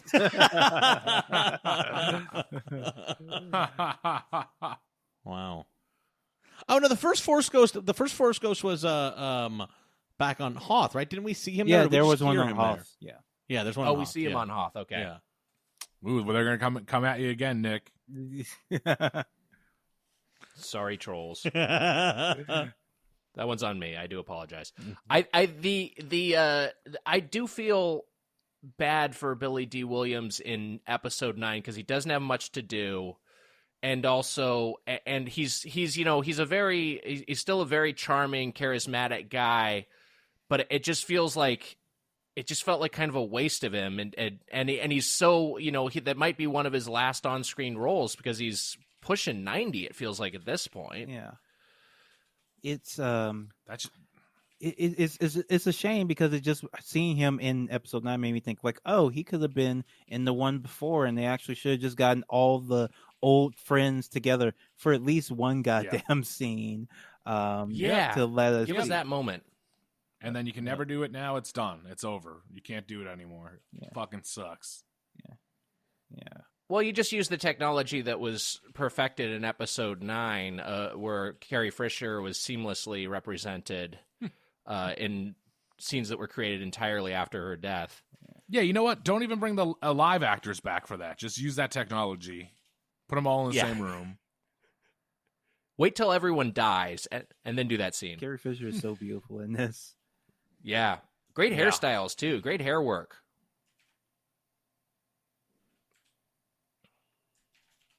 Love these little pig men. Yes. These short little pig men.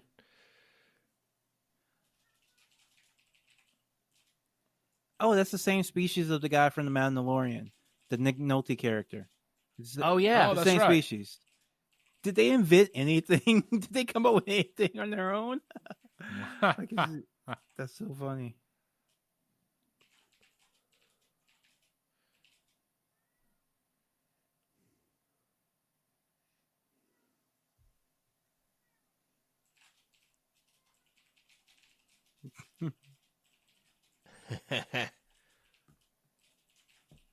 Got my cat Wally meowing here. Come here. Quiet, boy. You're ruining the movie.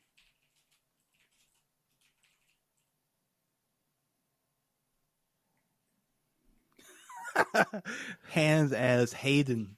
He's so mad. He's so mad.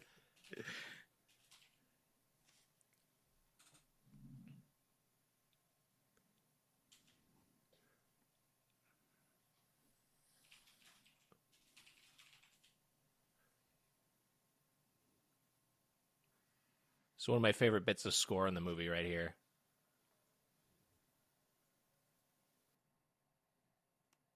God, Cloud City is so cool. Yeah, Billy D so is good. fucking the man in this movie. Like, it really is. Like, this, like, Cloud City is so cool, and like the idea that this guy just runs Cloud City. Yeah. Like, and you Yeah. get it's like, did he buy it, or what the fuck is the deal here? Like, what are cities in Star Wars even? We probably would have learned in Solo too. And Darth Oh, Vader shit. just pops up at the dinner table. So good. So great. He just sticks his Can you hand imagine? out. Great. Can you imagine having an Eggs Benedict at that table while you're in the Disneyland parks? Would have been cool. Yeah. Wow. Lando.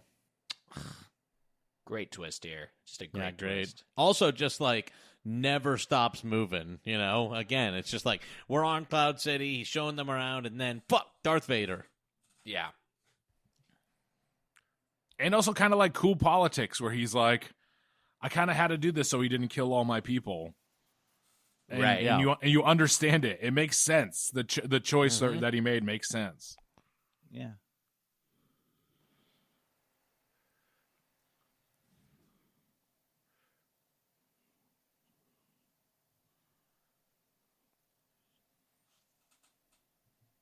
Oh, poor Chewie. Yeah, that's fucking animal abuse. He's not an animal, Mitch. He's not an animal, Mitch. Jesus Christ. Good God. Isn't it? Well, I don't know. I think to Mitch's defense, isn't he established as the Beast in Solo? Isn't that what? Isn't that Yeah. how he's introduced? Yeah, he is introduced as a beast right before he and Han Solo took a shower together. They take a shower together. The in that Wookiees movie. take their life debts very seriously. Yeah. I think Solo is even maybe the movie more than Rise of Skywalker that the Solo is maybe more the one that is like so bad and stupid that I like don't even care about.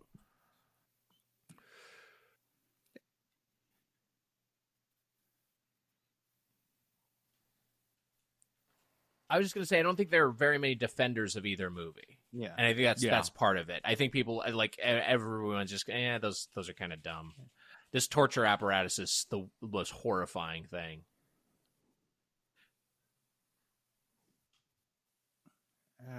I will say, like, we've been bagging on the Rise of the Skywalker a lot.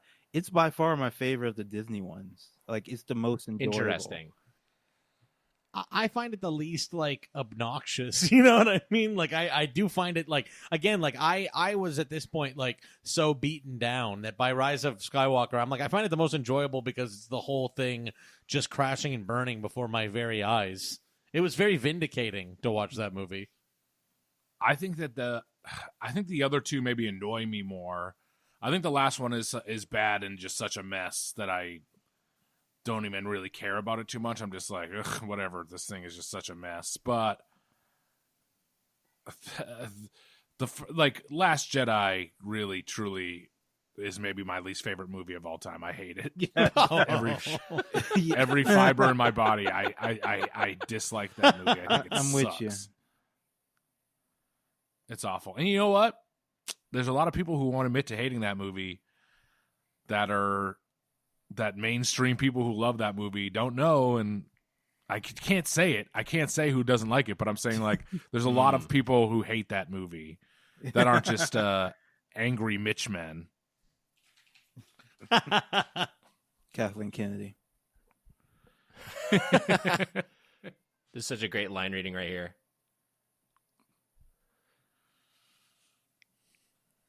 The I feel terrible from Han Solo after he's just been tortured. And like even their little prison cells have like cool technology. The bed pops out of the wall and shit. Love it.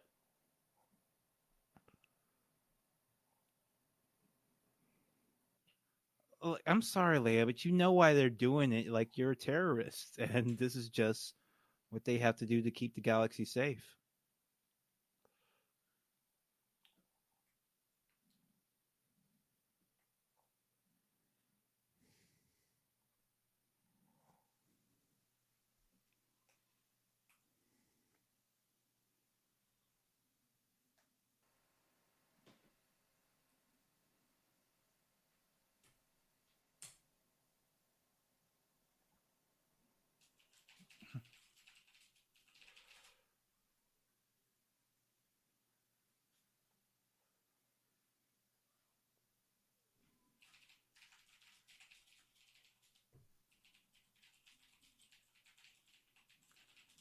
I like to see Han guilt Lando like Leia guilts Han. We know Lando's still a good guy, but he's just in a bad spot. Right.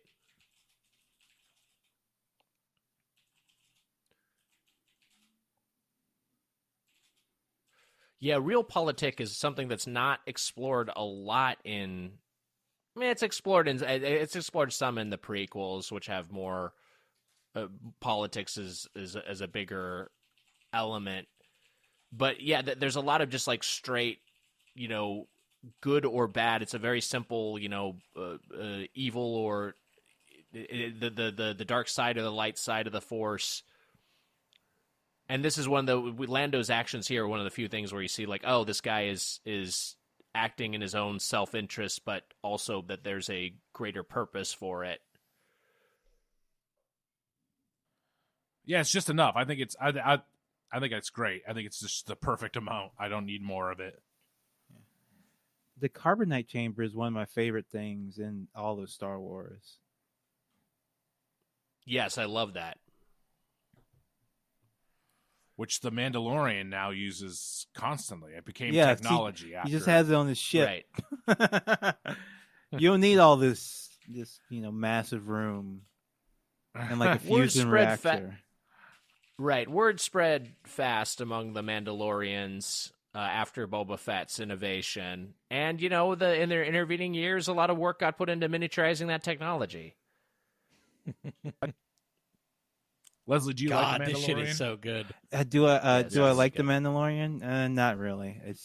It's like Xena without like the fun cast or Firefly. Actually, it's like Firefly without the fun cast of characters. Just one guy who never takes his helmet off. It is very much a Xena level show. Yeah. I think it is a Xena level show, but I compare it favorably. Like I that's what I want from it. That's like a fine Star Wars show. That's like the least objectionable thing that has happened really post Disney. It's just like this. Yeah, this Mandalorian. This is the Star Wars show that's like got some cool tech in it, and a few good set pieces, some interesting stuff. The story is basically nothing. But it's just like to me that's all I need from one of these things. Yeah, so perfect. And this theme is just like great. This is great. It's really good. Cinema, I think.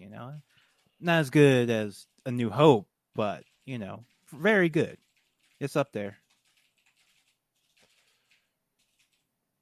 Damn. Wow, the pain in Chewie's wail.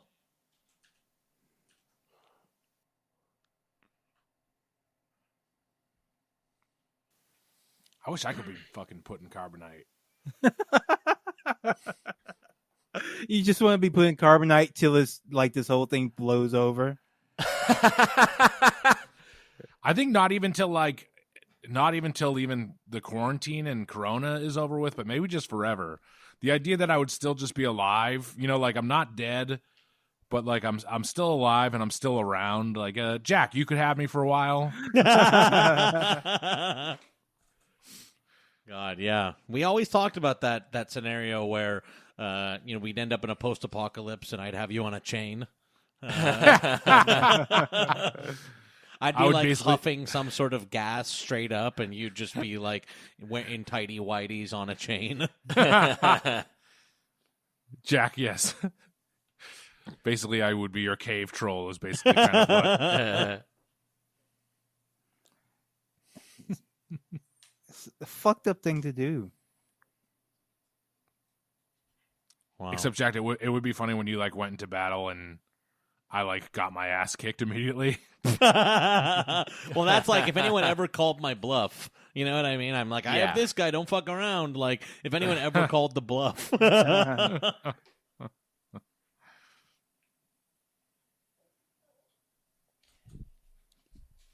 I do like that the carbonite has a story purpose where it's like it's not just this is a thing we do. Yeah. It's like, oh, this is a thing. Let's try and see if this works so we can do it to trap Luke. So we're going to try it on a less valuable asset this first. is here on Cloud City. You know what I mean? It's not like this is like their new nefarious thing. It's just like this is this is a piece of industrial equipment that is here. Yes. Lobot.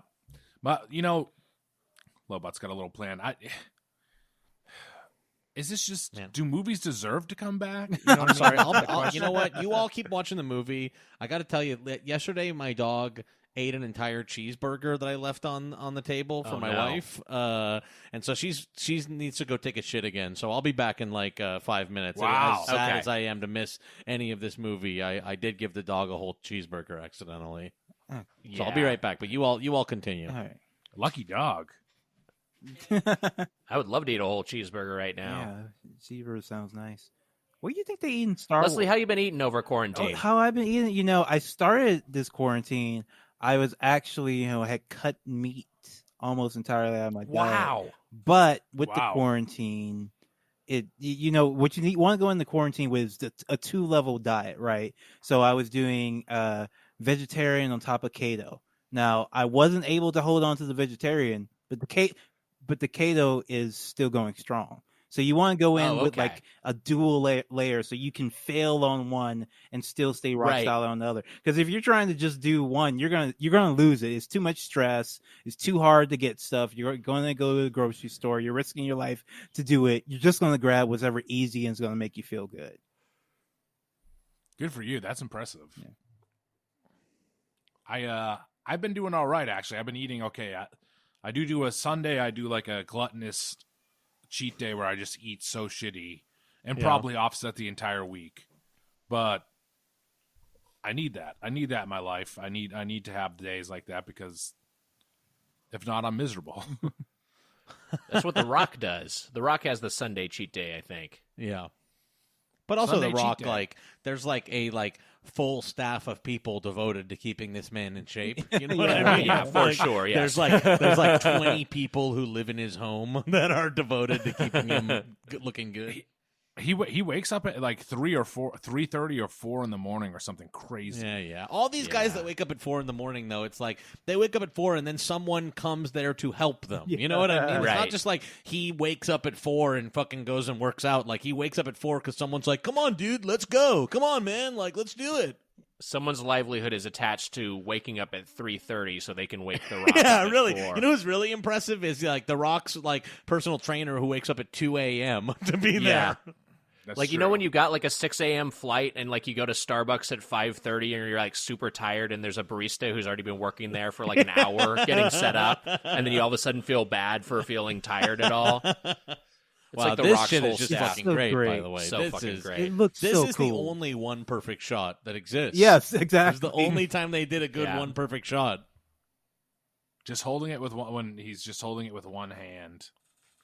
Just a second ago when he was fending him off, here he is again, which is just so cool. Yeah, it's a cool fight.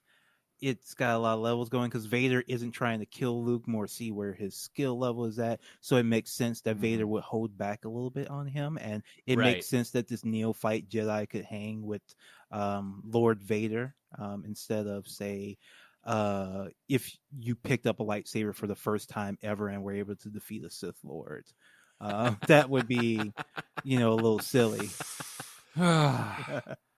Do movies deserve to come back? I don't even know if we deserve movies anymore. It might just be the end of it. I truly, just watching this movie just makes me be like, it bums me out. Yeah, it's just great craft. There's great craft throughout this. And there's no it's also just creativity really well anymore written. on every level. Every level, these movies are just so well made. And it's just, a lot of people just don't care anymore. And it bums me out. And I'm depressed by just watching this, but whatever. Well, I mean, I think just like you look at the original, and I think this goes back to the earlier points that were being made about Episode 4, A New Hope, or as it was known theatrically at the time, and Star Wars. Just like, could you make that original IP these days? Like, I think even if you make something on the scale of Star Wars, the Star Wars trilogy now, it would have to be an adaptation. It would have to be existing IP. I don't think anyone would give you permission to make, like, here's my $100 million, the equivalent of probably what Star Wars budget was in modern dollars. Here's my $90 million sci-fi original property, and I have plans to turn this into a trilogy in a universe. Who signs off on that? Never. Does It's anyone never sign gonna off on happen. that? Never going to happen. And also, like, they wouldn't also allow something like this to happen again where, like, a creative person, like, got to retain all the rights to it and everything. Yeah. You know what I mean? Like, that's another element here. Like, we'll never see something like this again because all the companies have, like, shored up all the IP they need. And so now all they're going to do is, like, tell existing stories using the, like, intellectual property that they own. So no, something like Star Wars, like, can't happen again outside of, like, I don't know, like, novels, maybe independent comic books or something like that. Like, maybe video games, but certainly not in movies, which are dead. Will they ever make another Star Wars movie? And then after that... Well, what's a movie? Will they make a 2-hour piece of Disney Plus content? Will they make a piece that goes on Disney Plus, an MP4 video that is 2 hours long? I think perhaps. You know what I mean? I think that's pretty likely, actually. I think that there will be a movie-length MP4 file that goes up on Disney Plus, is what I think. What's a movie? That's the question. I like the That's a Jedi good leap point. that Luke does out of the chamber. It's so fucking awesome. So good. Oh, the carbonite. Oh, and when he pulls the lightsaber to himself. Oh, This whole scene is so great. yeah. And So he's climbing this sequence there, the lines where he says "impressive, most impressive," and I think later on he says, "But you're not a Jedi yet," or maybe that's in episode. He said that 6. earlier. He said that. But he says it earlier. So my friend had a talking toothbrush that was Darth Vader, but it didn't have James Earl Jones's voice. Someone else recorded it. And so we would press the Darth Vader talking toothbrush, and it was just someone being like, "Impressive, most impressive, but you are not a Jedi yet."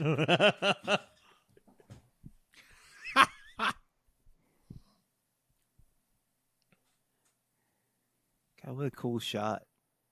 So fucking rad. All this environmental design. So cool. I really like doors, automatic closing doors.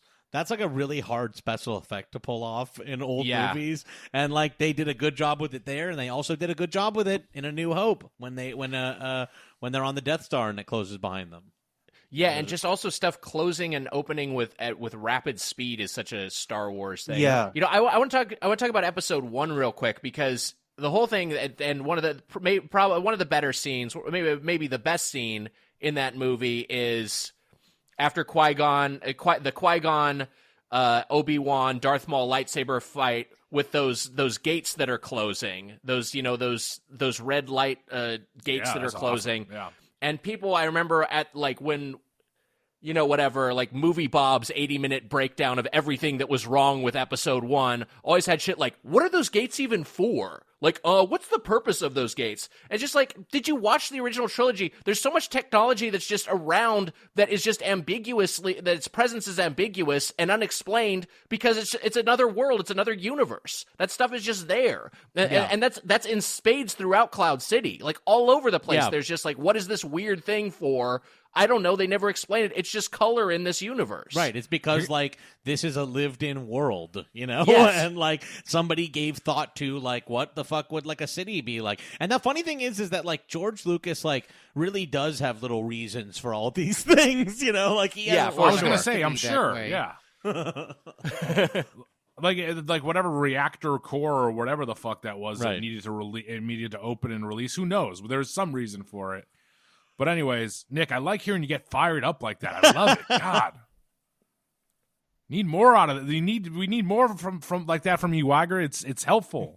It does feel like, get fired up. We're all on a text message chain, and like it honestly feels like the most normal thing, in our new sort of COVID world is getting all pissed off about Star Wars. Yeah. It's like maybe the only thing that I can like still go back to and feel normal is like having really long and like extremely like vitriolic arguments about Star Wars movies. Right. Like truly the other day I was getting so mad about how Baby Yoda sucks and won't be remembered in history, and it just made me feel like everything wasn't weird again. You know what I mean? To get to argue about how Baby Yoda just sucks and is a baby Muppet and no one's ever going to remember Baby Yoda, it just made me feel like the world was like it was before. I like Baby Yoda, and I think he will. I think he will be remembered. I think he will endure. I think he's the breakout of that movie. And also, I just like how well like puppeted it is. He just looks great. It's a really, really cool piece of technology and artistry. But we don't need to have this argument now. We're watching a great movie. It's fine. You know what? Baby Yoda's and you know what? fine. I also don't care. You know who's better than Baby Yoda? I don't give a shit. Original Yoda. Yeah, original Yoda is great. Original Yoda, who gave us Baby Yoda, is of course better than Baby Yoda. Getting back to what you're saying, Jack, I think we need to get back to the spirit. As a nation, we need to get back to the spirit of 1029. Because 10/30, 2012 was the day that Disney purchased Star Wars. Everything changed. We need to get back to 1029 once again. We need to go back to 1029. What was it? 2014 or something? Jesus Christ. 2012. Man, that long ago. I would. You know what? Let's do it over. I think it would be good to go back and do it. Is this when? Yeah. Is that when everything went wrong? When Disney bought Star Wars? 2012 is also the year my dad died. So can we go back to before he died? Sorry, Mitch. No, it's only the Disney Star Wars thing. I'm very, very sorry, my man. Fuck. I apologize. All right, fair enough. God. And there's a lot of just matte paintings here, right? Yeah, lots of matte paintings. Beautiful. Very cool. Yeah, beautiful work. Actually, can we go back to when the special editions were released? It would just be nice. Yeah, you know what? Fuck it. When the theater's coming back, they're going to put Star Wars in the theaters again, right?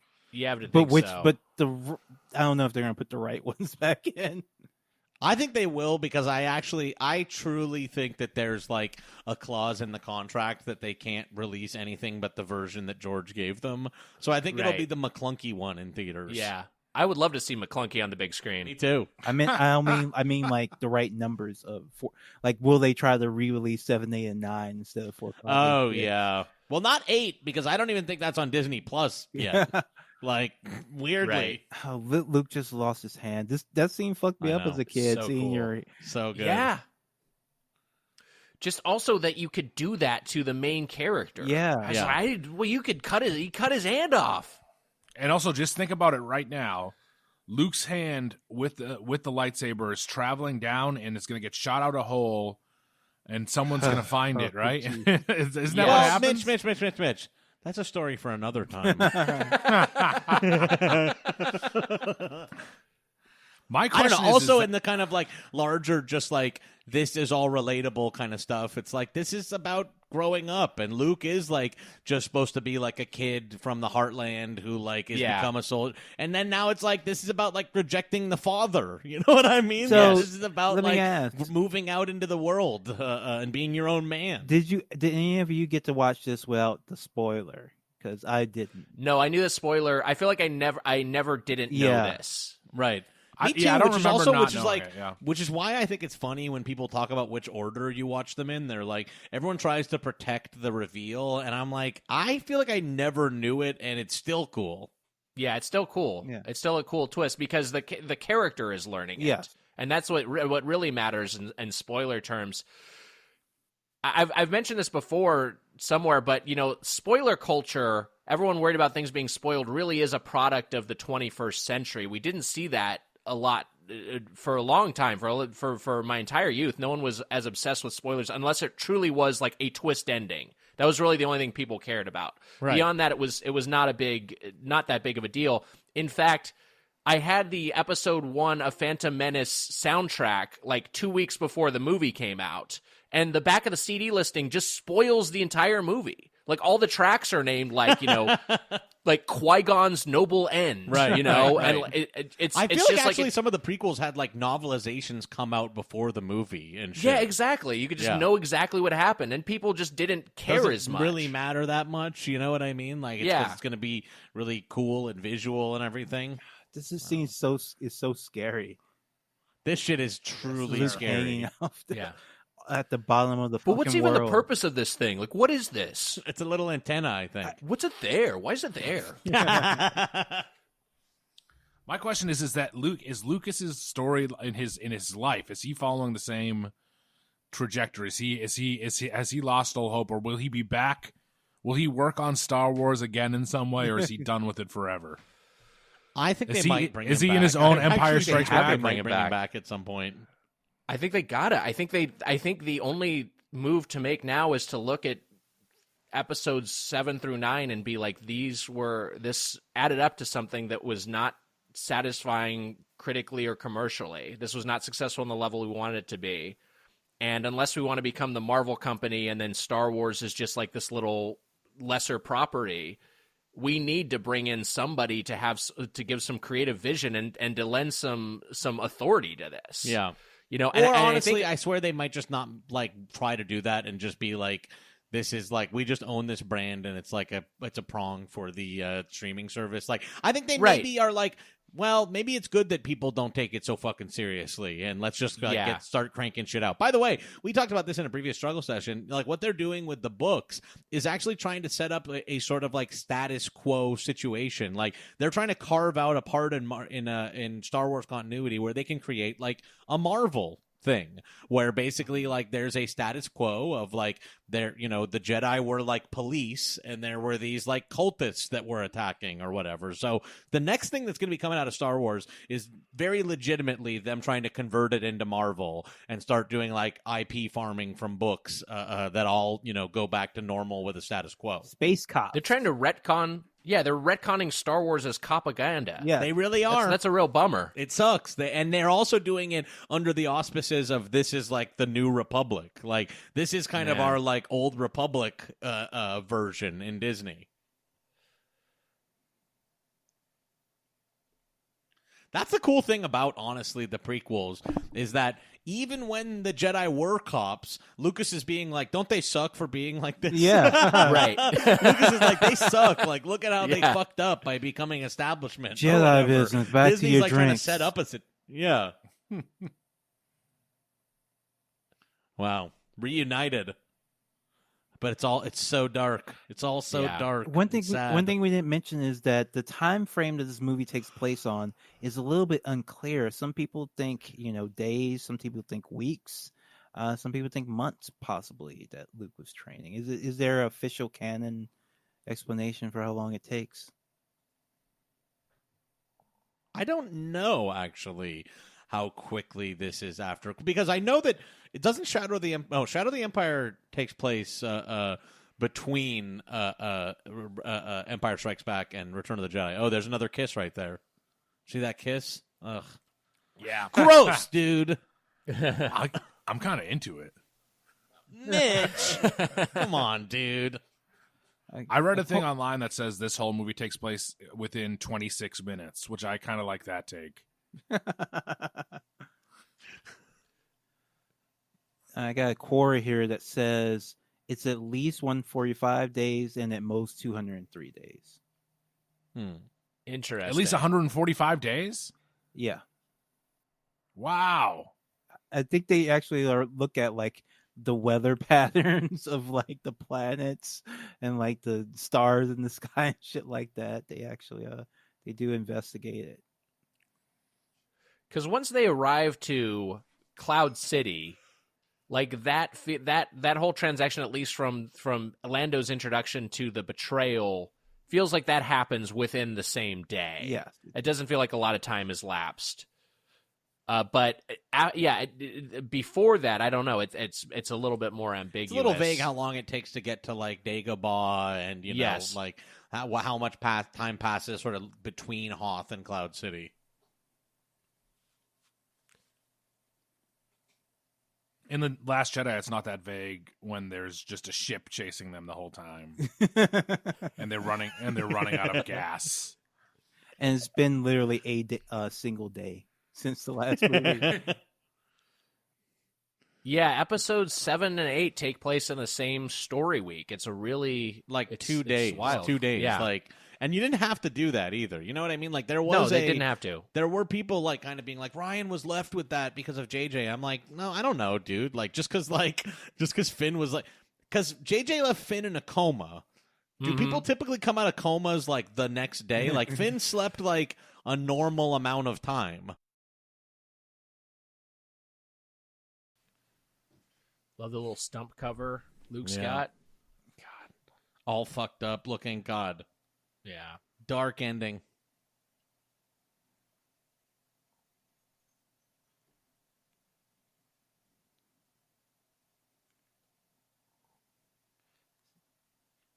See, now you're thinking like, wait, Luke's, if Luke's father is Darth Vader, maybe Luke can become evil too. Maybe he'll join the dark side. And then he shows up in all black in the next movie, but he's still good.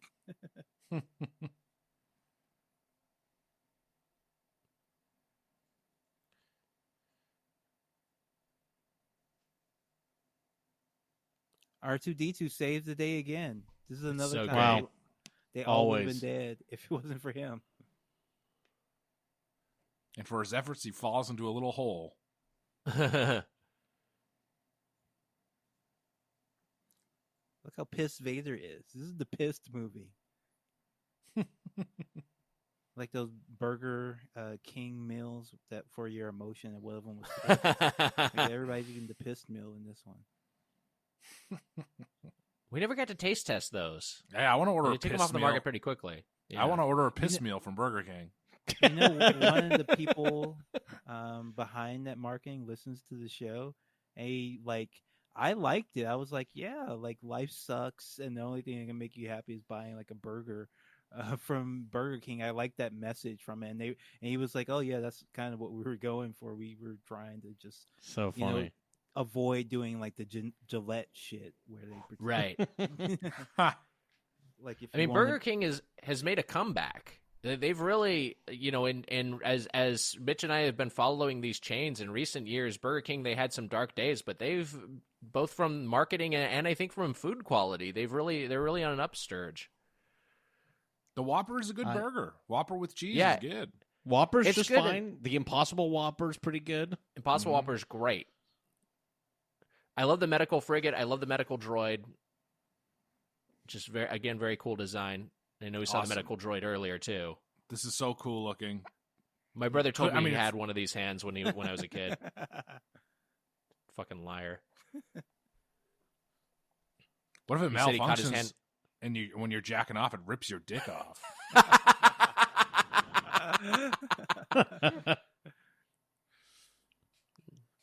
Here's a one perfect shot for you. Yeah. Wow, yeah.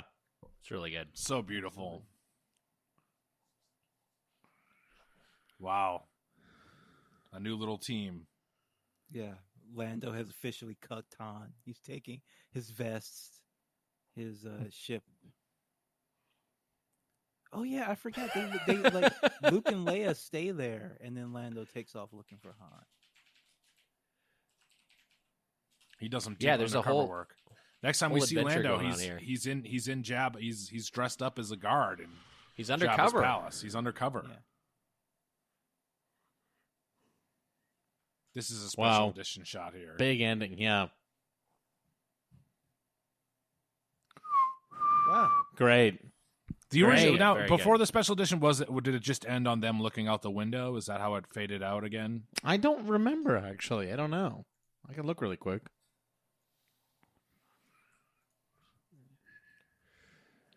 Wow. Lawrence You know what? Kasdan, that traitor. Well, it's fine. He I don't know. He ended, Lawrence Kasdan did end up writing the scene where Solo was named Solo because he was alone. So that is that is quite the journey there.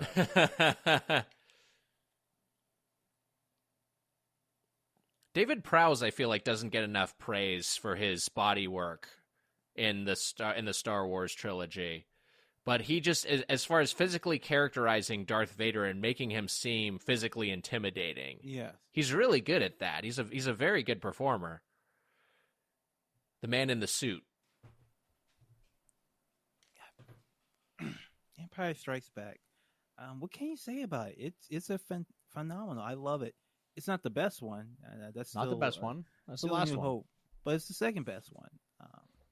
My official There's a good ranking- reason why a lot of people think it's the best one, but Yeah. but they are wrong. They're not correct, but it's all good. It's my favorite. I think for my money, it is the best one. But however you rank them, this is indisputably one of the good ones. I don't think anyone makes the case unless they're just out of their mind. No one's like, this movie is bad. Empire's bad, yeah. Yeah. People will say that about A New Hope, which I'm like, that's not nice. Yeah, that's Not nice to say that. That's crazy. That's not just a great, crazy. not a great take. Those are just Lucas haters. Not a great look, to be honest Yeah. with you. That is maybe what bristles me a little bit about the Empire love is that I think that some of it is based in discounting George Lucas. I think some of it is people are like, well, it's the best one, and coincidentally, it's the one not directed by George. And I'm like, well, fucking go watch A New Hope. For real, you're gonna be that way about George Lucas. He Right. directed A New Hope, for God's sake. Yeah, and also, the man who wrote the story and produced the movie did not have a heavy hand in its creation. You know what I mean? It's of course Lucas was heavily involved. I remember reading with the director of Return of the Jedi was talking about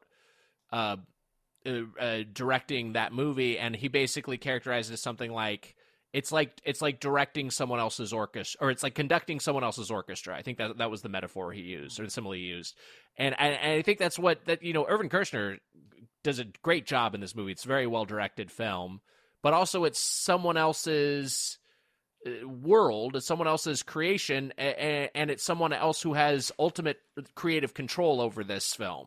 Yeah.